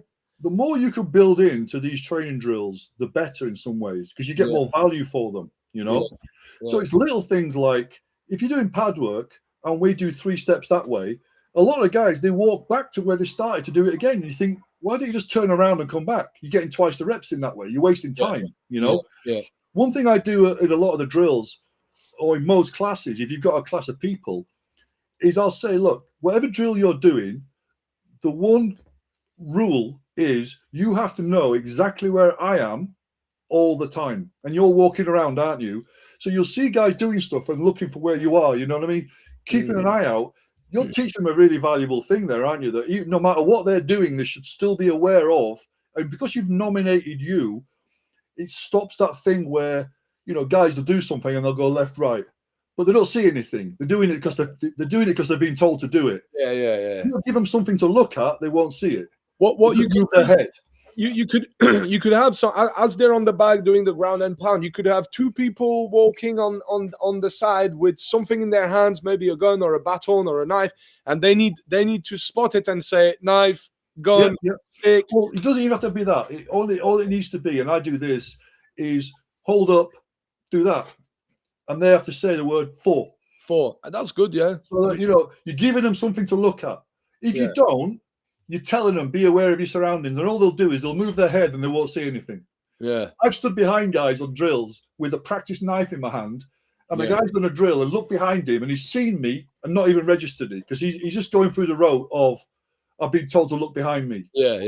If you don't give them something to look at, they won't see anything. And so you've got to give them something to look at.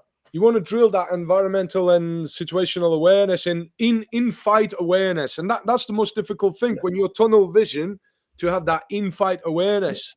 Yeah.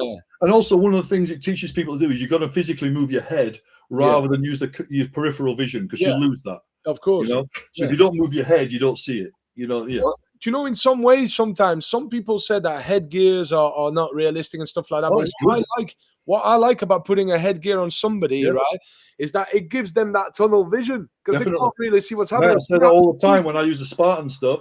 Guys say, "Oh yeah, but it restricts your vision." I went, "That's good. That's a good thing." You should always train in the hole. You know, in some respect, train in the hole.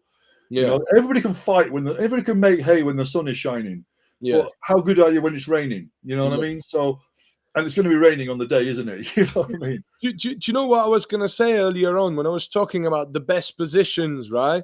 We was talking from a combative perspective when I was asking them what's the best position you can take. And because we was doing ground and pounds, they were like, well, being on your feet. I say, yeah, being on your feet. Then the next one is knee on belly. Then the next one is high mount. Then the other two are not the best, but it's better to be on a side control or a scaffold variation than be at the bottom. But I said, but that's not the point. Combatively speaking, what is the best position? The best position is me in my fucking high tower with a sniper rifle and you turning your back to me. That's right, Yes. I mean, specifics and stuff. I'm not a big fan, though, since you mentioned it, of the mount, because you rely on that person as your base then. Yes. And you have to do an awful lot to stop him throwing you off and stuff. And I'd rather be knee on belly personally. You know? Knee on belly is more useful as well, disengaging and also for, other things. But so the way that I put it, right, I said don't transition because you want to, transition because you have to. So imagine you're knee on belly and the guy turns and now you end up falling on him in a mount. And from there, this is what you have. When you get the mount, you really squeeze your knees so he can't turn left or right. But if he also the danger of somebody hooking your legs in the mount and things like that, you know what I mean? So I would always, never go for the mount at all. And if I get in it, I try and get out of it and get back on knee on belly because I find it's more flexible. That's why you want to work on transitions. But the thing is, what opens my eyes is because I'm doing BJJ now several times a week, and I start developing a feel for it of what the experienced guy would do. Right? I'm starting to look out for things now. I'm like, nah, I'm not going to do that because if I do that, I can get fucked up here. I can get bunked, and now my both my arms, and now he's flipping me around. He's bridging, and he's fucking sweeping me around, and because when you start working with somebody that's good at BJJ or at wrestling, like it's not the same. I think you've got to know. You've got to know what do you want from the art that you're training. So, for me, BJJ is without doubt the market leader in getting out of a fucking bad position. You can't hold the cunts down. You know what I mean? Yeah. I think their standing work is poor. Let's put it that way. Yes, I agree. Wrestling are poor. On the ground, though, when they're in a shitty position on your back with a guy crushing you, they can get out of it. I think that is their strength. And that is what I personally would recommend for everybody, especially women, to go and do BJJ. So it teaches you not to panic when you're getting crushed and to give you a way out. And if all you learn is to do a side escape and a mount escape, great. Those are two big fucking positive techniques you've learned there, you know?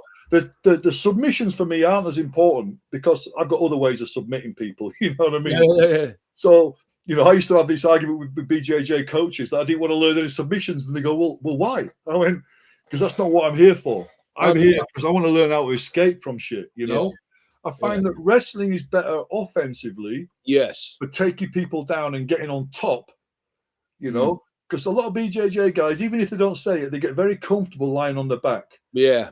And that's the worst place to be in a fight. It can be a bit kind of seductive, can't it? Because you get a rest and you lie on your back and you can see everything's going on. But in reality, that's not a great place to be. I think one thing to bring in as well, when you're doing a ground and pound with people, for the combative context, is at any point if you shout fucking, I don't know, threat or whatever, they have to disengage and get up and get away. Yeah. Just so they don't end up getting too wrapped up in some sort of position that they can't get away. Yeah. Or, you know, I have things when I'm doing restraining subjects and things like that when I teach it. The best way to get off the ground is to pin the guy's head to the ground and use it to push yourself up on. That's what I'm doing. That's exactly what I'm doing. Otherwise, you can find yourself standing up and he grabs you and pulls you back down again. Yeah. Well, if I can even in the get an eye while I put my whole body weight on him. I mean, I don't know if you ever see. I do it sometimes. You know, with a hard medicine ball, I do put lots of push-ups on it. Yeah. So I first developed that teaching shooting, and the push-ups as well. I'll push up, explosively jump, and then land on the ball.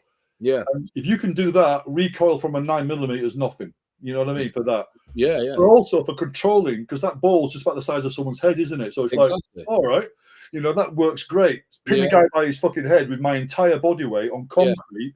That's no joke, you know. And that means there'll be a way of disengaging immediately, though. Yeah. To handle his mates turning up. Yeah, yeah. You know what I mean? Yeah. If you can't do that, you're in a bad position, aren't you? You know. 100%. So disengaging, it's as important, you know, as getting in a good spot and landing shots. If you can't get the fuck out of there, that's a big hole in your game. True. You know? And then, you know, we was having a look at, exactly what you said. Put your whole body weight on the head, right? If you can get the eyes at the same time, great. If you can't, it's fine. As long as you got your whole body weight on his head when you get up, he's not thinking about grabbing you. He's thinking about how can I get out of there? Yeah. And I was telling them, okay, now the threat is forward where you can see, you can get up and retreat that way. Now the threat is behind where you can't see. So you have to get up and spin around with your footwork straight away to be able to see what's happening behind you. You know, I think, is it called the not Mikado mount drill? Anyway, you know, when you switch from one knee on, you go around to the other knee on. What's that drill called? You know the one? When you got knee on belly and you transition down to the other side. Yeah, I do that as well. I don't know how it's called. A very good one. If you get a guy walking up behind you, if you can touch a man on the back in that class, if you've got a class and they're all doing it, you should not be able to touch any of your guys on the back while they're punching the guy. Yeah. Because if that was a bad guy, they're fucked, aren't they? Yeah, I could be. So as soon as they know you're there, they should transition so you're back at the back in front of them. So they have to be able to move around on the guy as well on the floor. Yeah, and not just stay in one spot. You know, if that came across clearly. Or you know, the next variation of all this is when they start becoming good at that stuff with the ground and pound, is to have padded assailants and treat the ground and pound just as a way to tire them, right? And then, you know, have one padded assailant starting on them, and then they have to get up and they have to fight them. So we turn that into a scenario training, turn that into a simulation, full contact. Technical sparring, what do they call it now? Constraints led training or something they call it now. But technical sparring, when you're allowed to do something and I have to do something else. So you're trying to land a right hook, I'm trying to land a left hook. It's isolation drill. Yeah, my eyes. Yeah.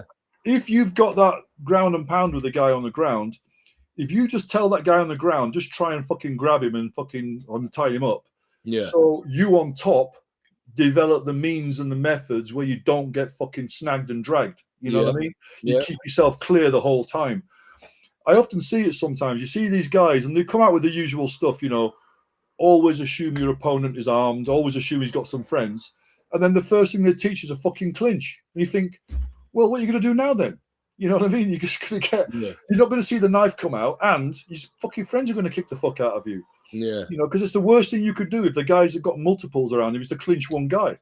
Yeah. So when you're on the ground as well, being able to defeat their grabs, their attempts at grabbing your head and pulling you down and things like this, that's a big deal, isn't it? Or getting a hand free. If they grab one of your hands, so smash it free and so you can use it again. So this is hand fighting, and hand fighting is so relevant to street fighting. And that's the basics of wrestling, right? Hand fighting. Yeah. From standing. And judo as well. Yeah.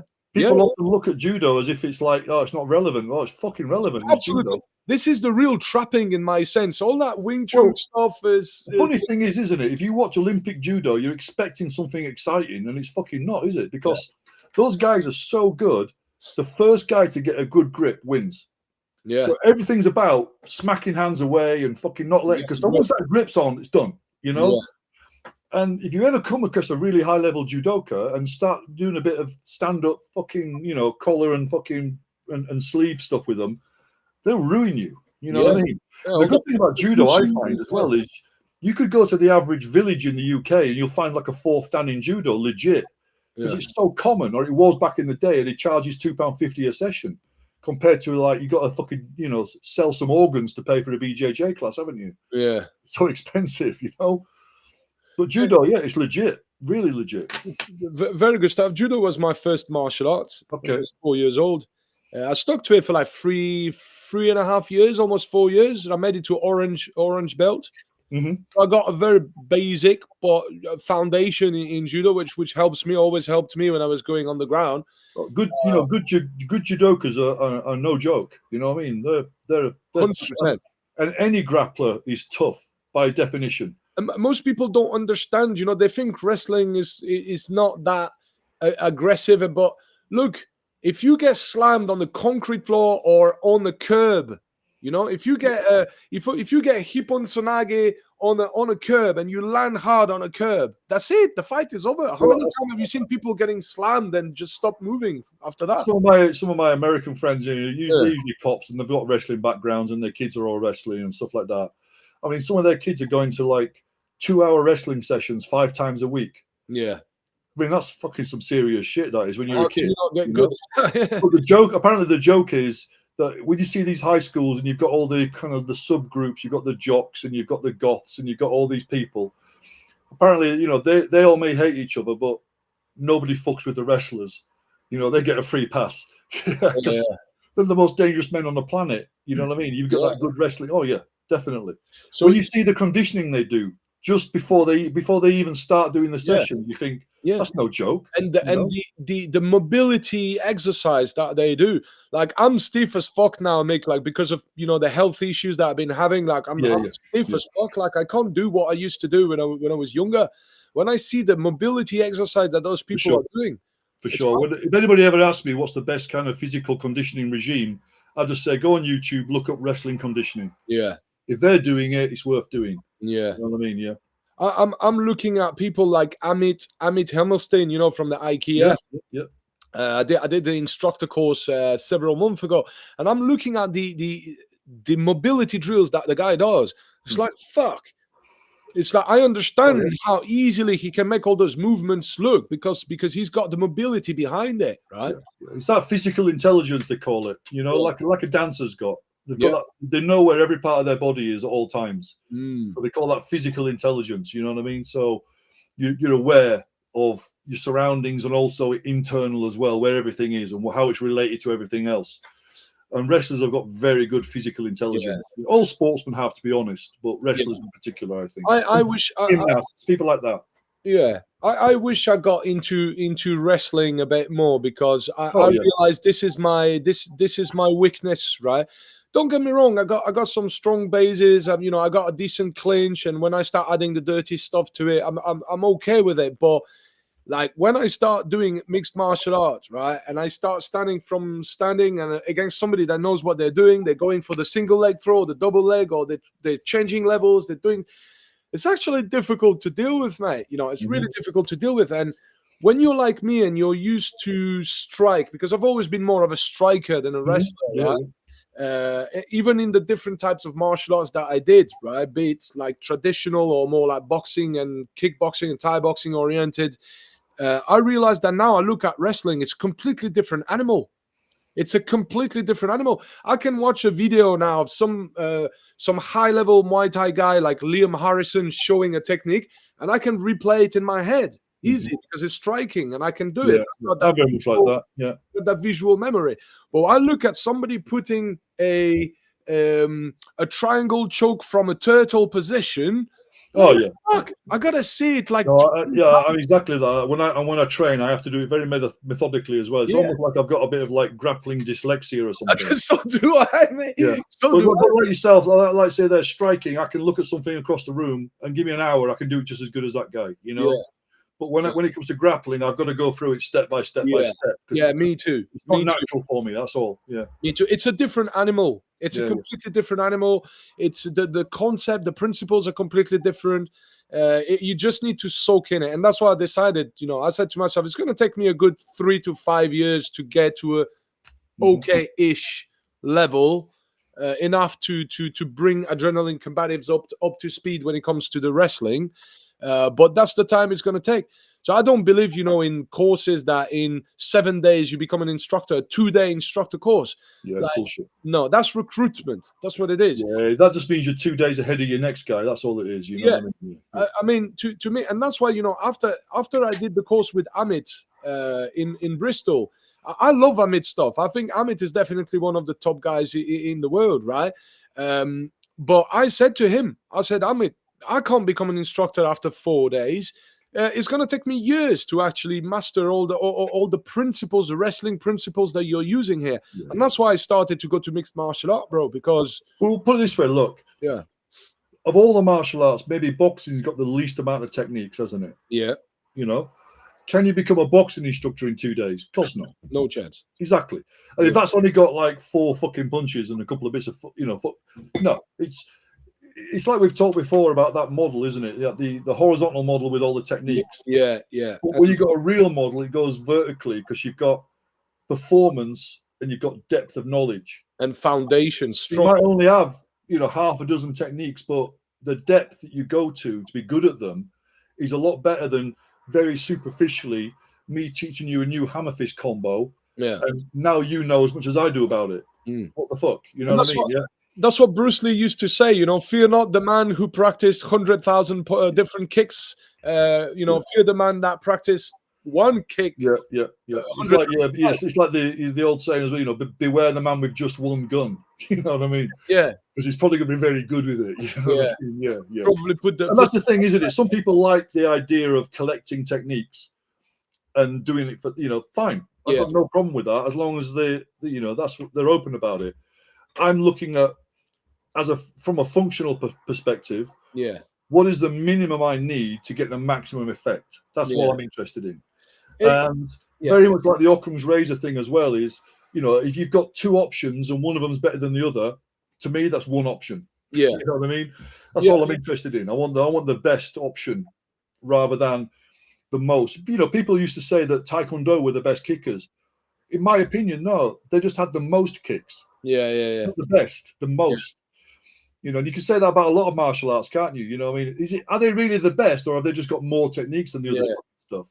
It's the minimalist approach, isn't it? I said it to you before.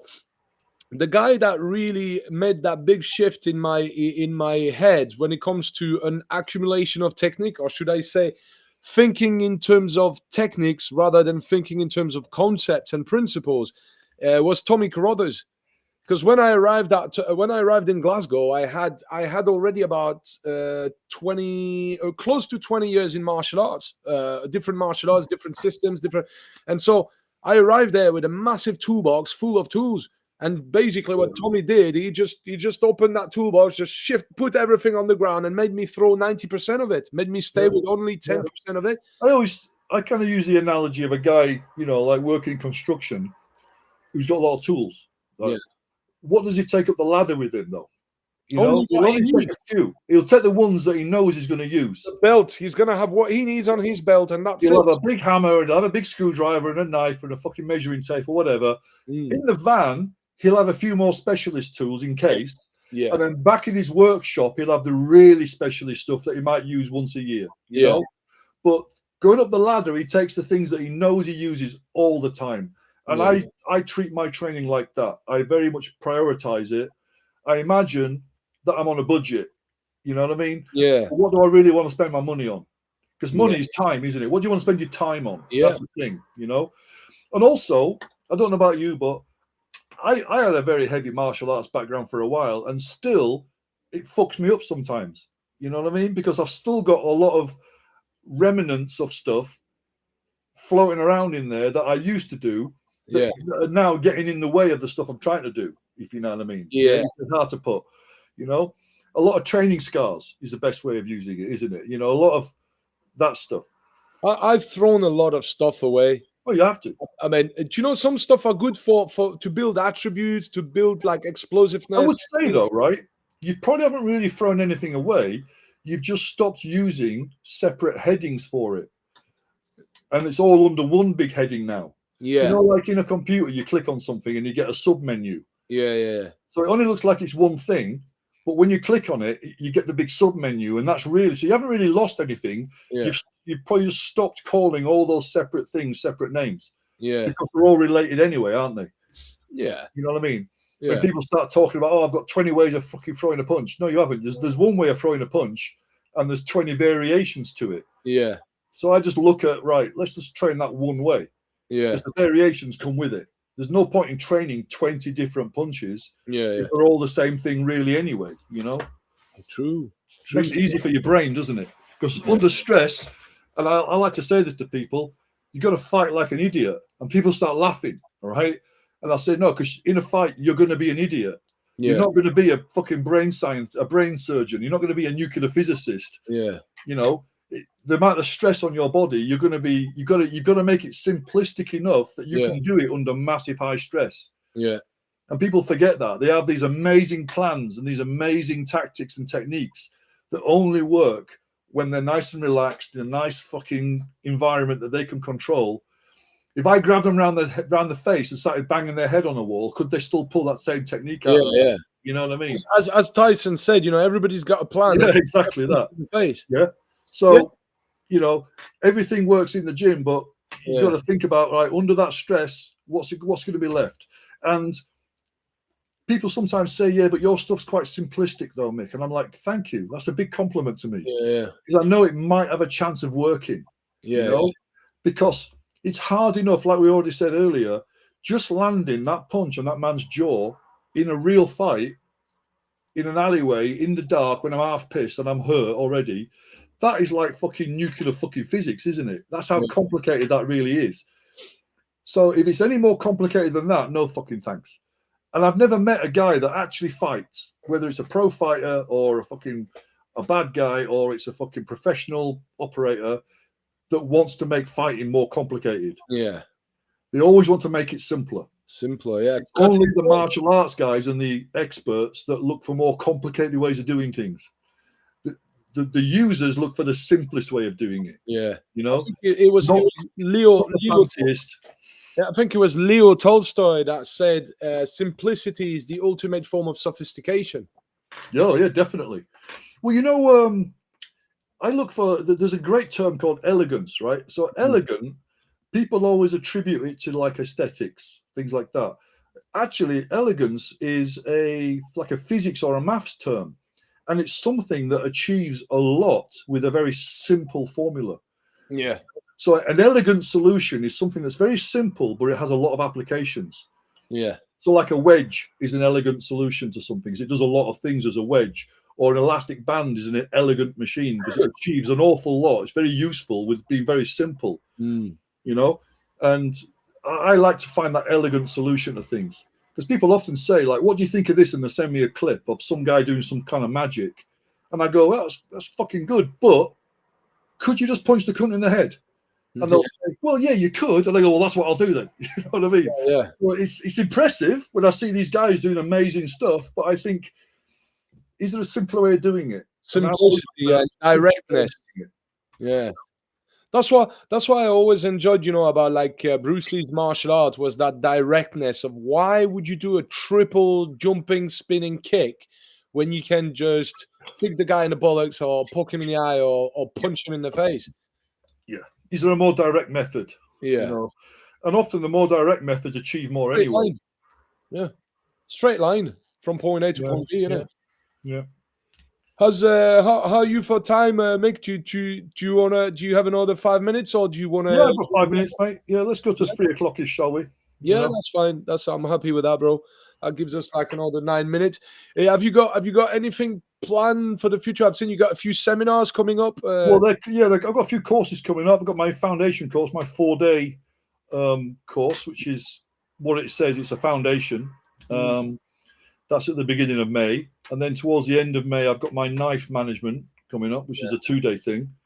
And the way that works is the first day we look at the active threat of a guy coming at you like a sewing machine. And I've got a very simplistic model for dealing with that. And then for the second day, we use the same model, but we use it against somebody using the knife in a passive way, a threatening way.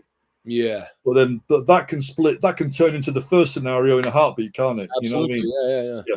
So that's that, and that's got some very robust force on force as well, which is, I think the force on force in my courses is the jewel in the crown, really. I think it's what separates me from a lot of people, is that the first thing I design is the force on force stuff, and I try and make it as close to a real fight as possible. Yeah. To the point where it is actually a fight.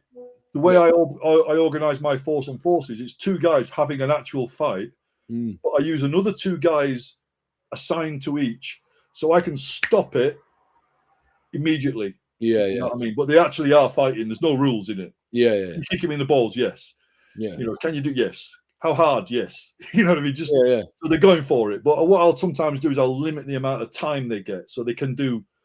They don't. You never really get chance to set me up for a massive knockout shot. Micro fights, right? Yeah.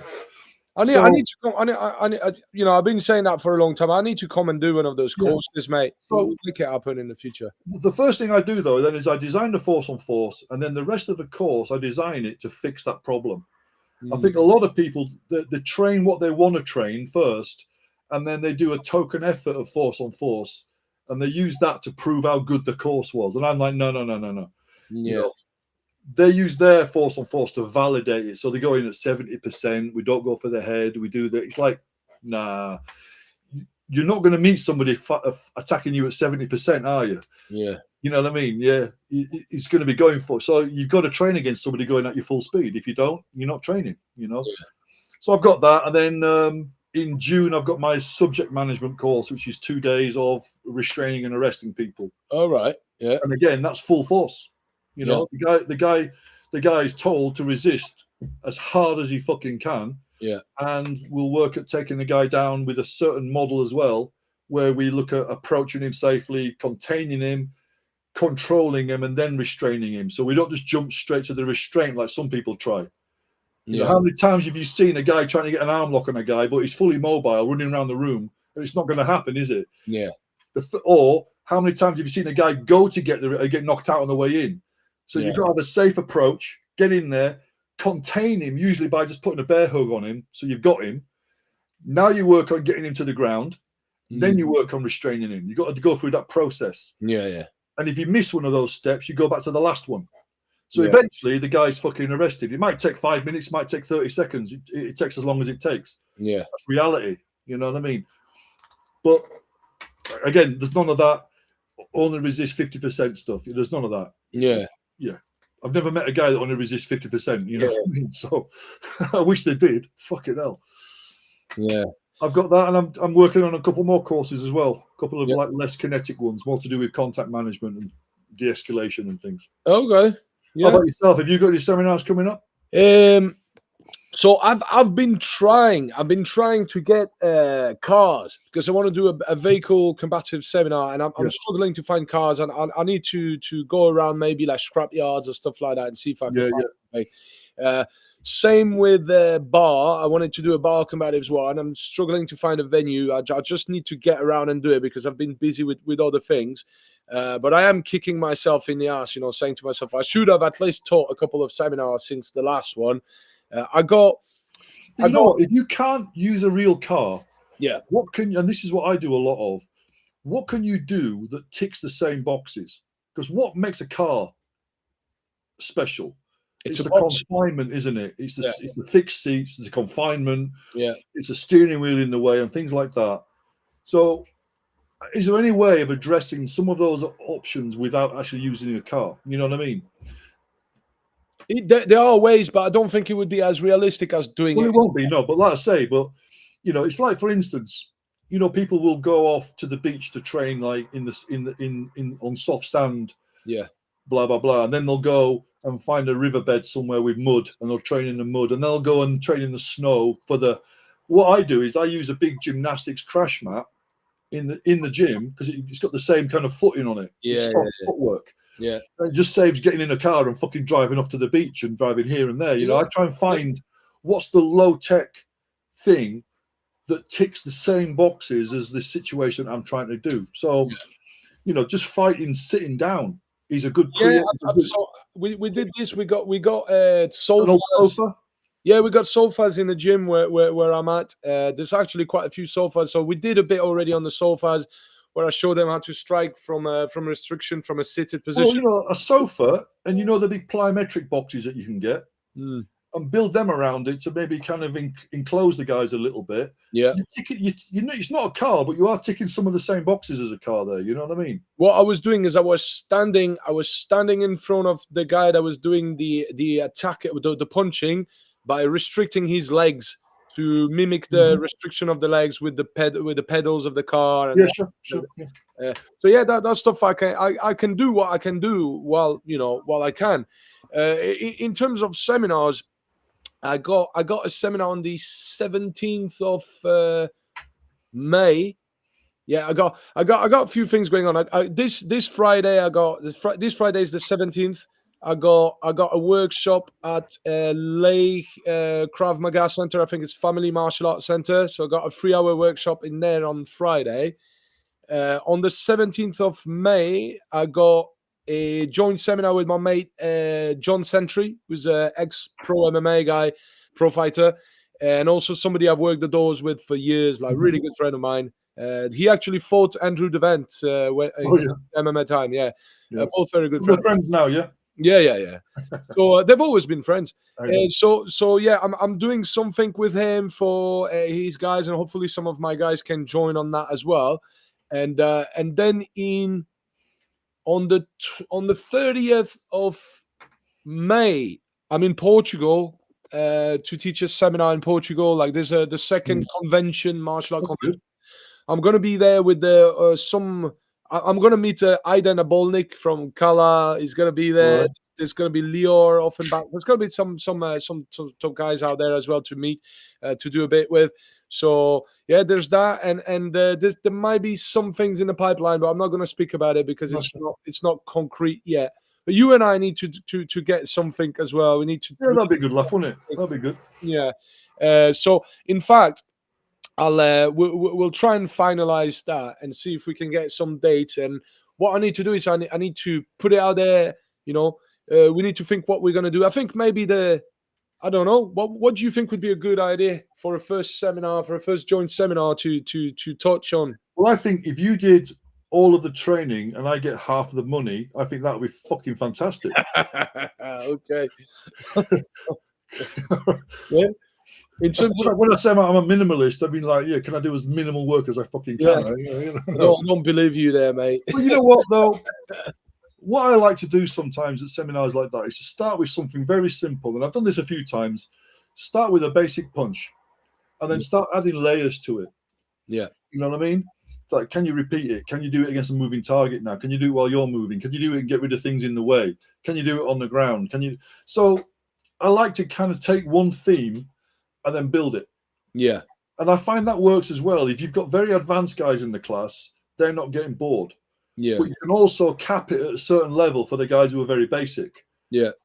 Because if you start teaching basic guys advanced things, they can get a bit overwhelmed sometimes. Yeah. Yeah. And then you have to start splitting the curriculum for a class. You've got basic guys, you've got advanced guys, you've got to teach different things. So I can figure out sometimes we teach the same thing, but at different levels. Yeah. By adding different layers to it, if you know what I mean. Yeah. Yeah. I mean, I've got drills where you're just trying to punch targets, but I've got two guys trying to stop you. Yeah. Not doing anything offensive to you, just getting in your way. Yeah. You've got to deal with them to still land your shots on that target. I mean, that's a good drill. Yeah, we can do stuff like that and think of a program and do. Yeah, sure. Ideally, what would be good to do is maybe like either we do like a day thing on a Sunday. I think a Sunday would be good. So yeah, let's have a chat about that and see what we can do. Also, maybe put some questions out to the floor on what would people like to do as well.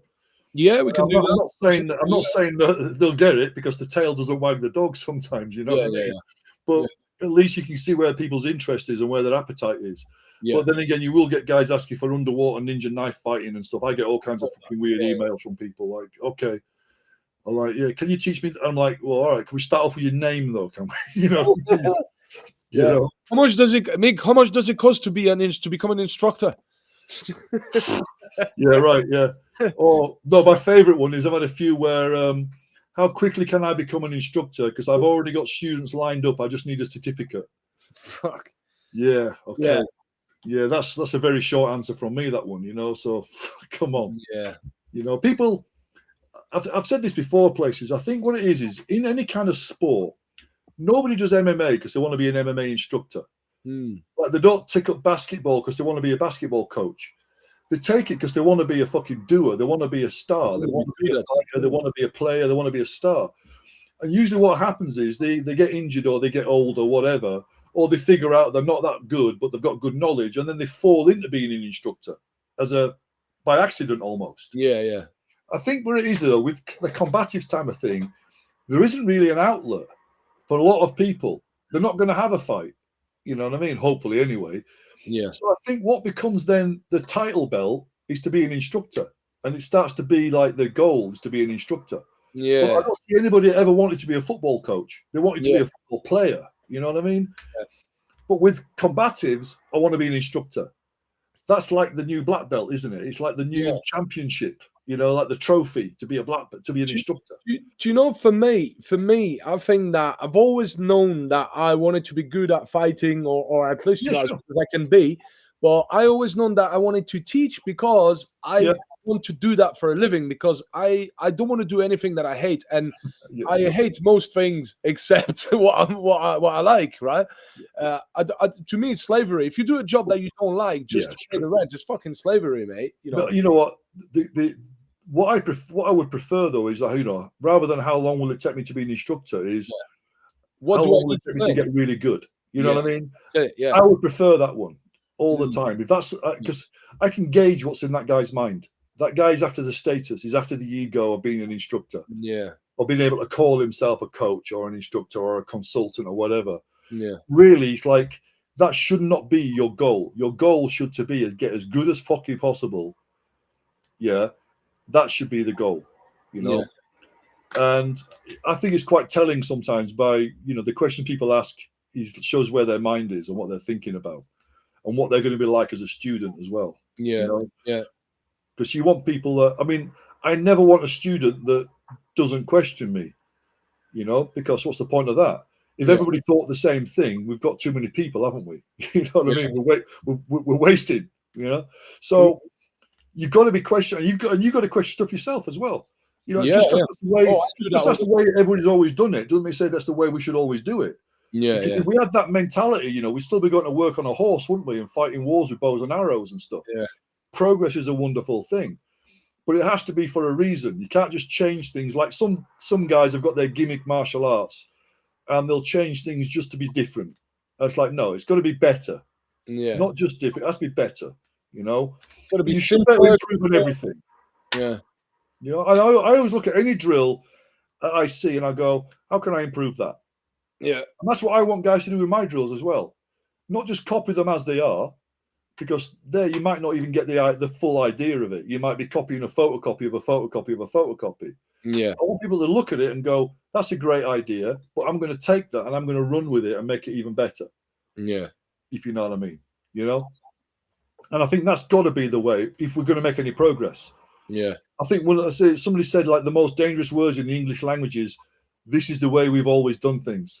Yeah. Because that kills progress straight away, doesn't it? It kills people being innovative and, you know, creative and stuff. And even though there might not be another way of throwing a punch, there are certainly no limits to how we can train throwing that punch. Yeah. So, you know, we can't invent new ways of bending arms and legs to invent new techniques a lot of the time. Yeah. But we can put a lot of effort in how do we train it. Yeah. And how can we become creative with the training and stuff like that? Because if we couldn't, you know, why are people running faster today than they were 100 years ago? Because arms and legs haven't changed. Yeah. So why are they running faster? Because the training's got better. Training methodology has evolved. The diets and things like that have got better. The drugs have got whatever, but things have got better. The human body hasn't changed. So ultimately, it's depth. It's about depth of understanding, you know. Definitely. I mean, like I've said to you before, you know, it's like to be an instructor, it's not really about how good you are. It's about how good you can make me. Yeah. And that will be about how much do you know. You know what I mean? Yeah. So that's the thing now, you know. And as you get older as well, you'll fall away from the physical. Like with me now, fucking hell, I could, you know, I used to be indestructible, like getting run over, fine, tomorrow, all right, you know what I mean? I could get blind drunk and still go for a run in the morning, no problem. Yeah. Now, if I sneeze wrong, I'm out of action for 3 days. You know what I mean? takes me three goes to get out of bed sometimes in the morning now. So after a while, you start thinking, how good can I get? And it starts to be a bit more realistic about, look, how much do I know? That's the thing. It's like I'm only 38 years old, but with all the autoimmune problems, like, you know, all the health issues I've been dealing with, I feel like that as well, mate. Yeah. Like things popping. Like 2 weeks ago, I did an MMA session, and something popped at the back of my knee. Probably it wasn't too bad, but I could feel like a wire of my ligament at the back just went. Yeah. And I was like, "Fuck, man," you know. And every time, I've got things that legitimately don't work anymore, and all kinds of stuff going wrong. You got to train smart. You got to. Got to stop training hard and train smart as much as possible, isn't it? Yeah, definitely. Shall we wrap it up for now, Mick? I reckon so, mate. I reckon so. I think it was a great convo, mate. We should do that again at some point soon. Absolutely, anytime there's something good to speak about. Great having you on the show, and we'll be in touch, man. Okay, buddy. Take All care. right. I'll speak to you soon, bro.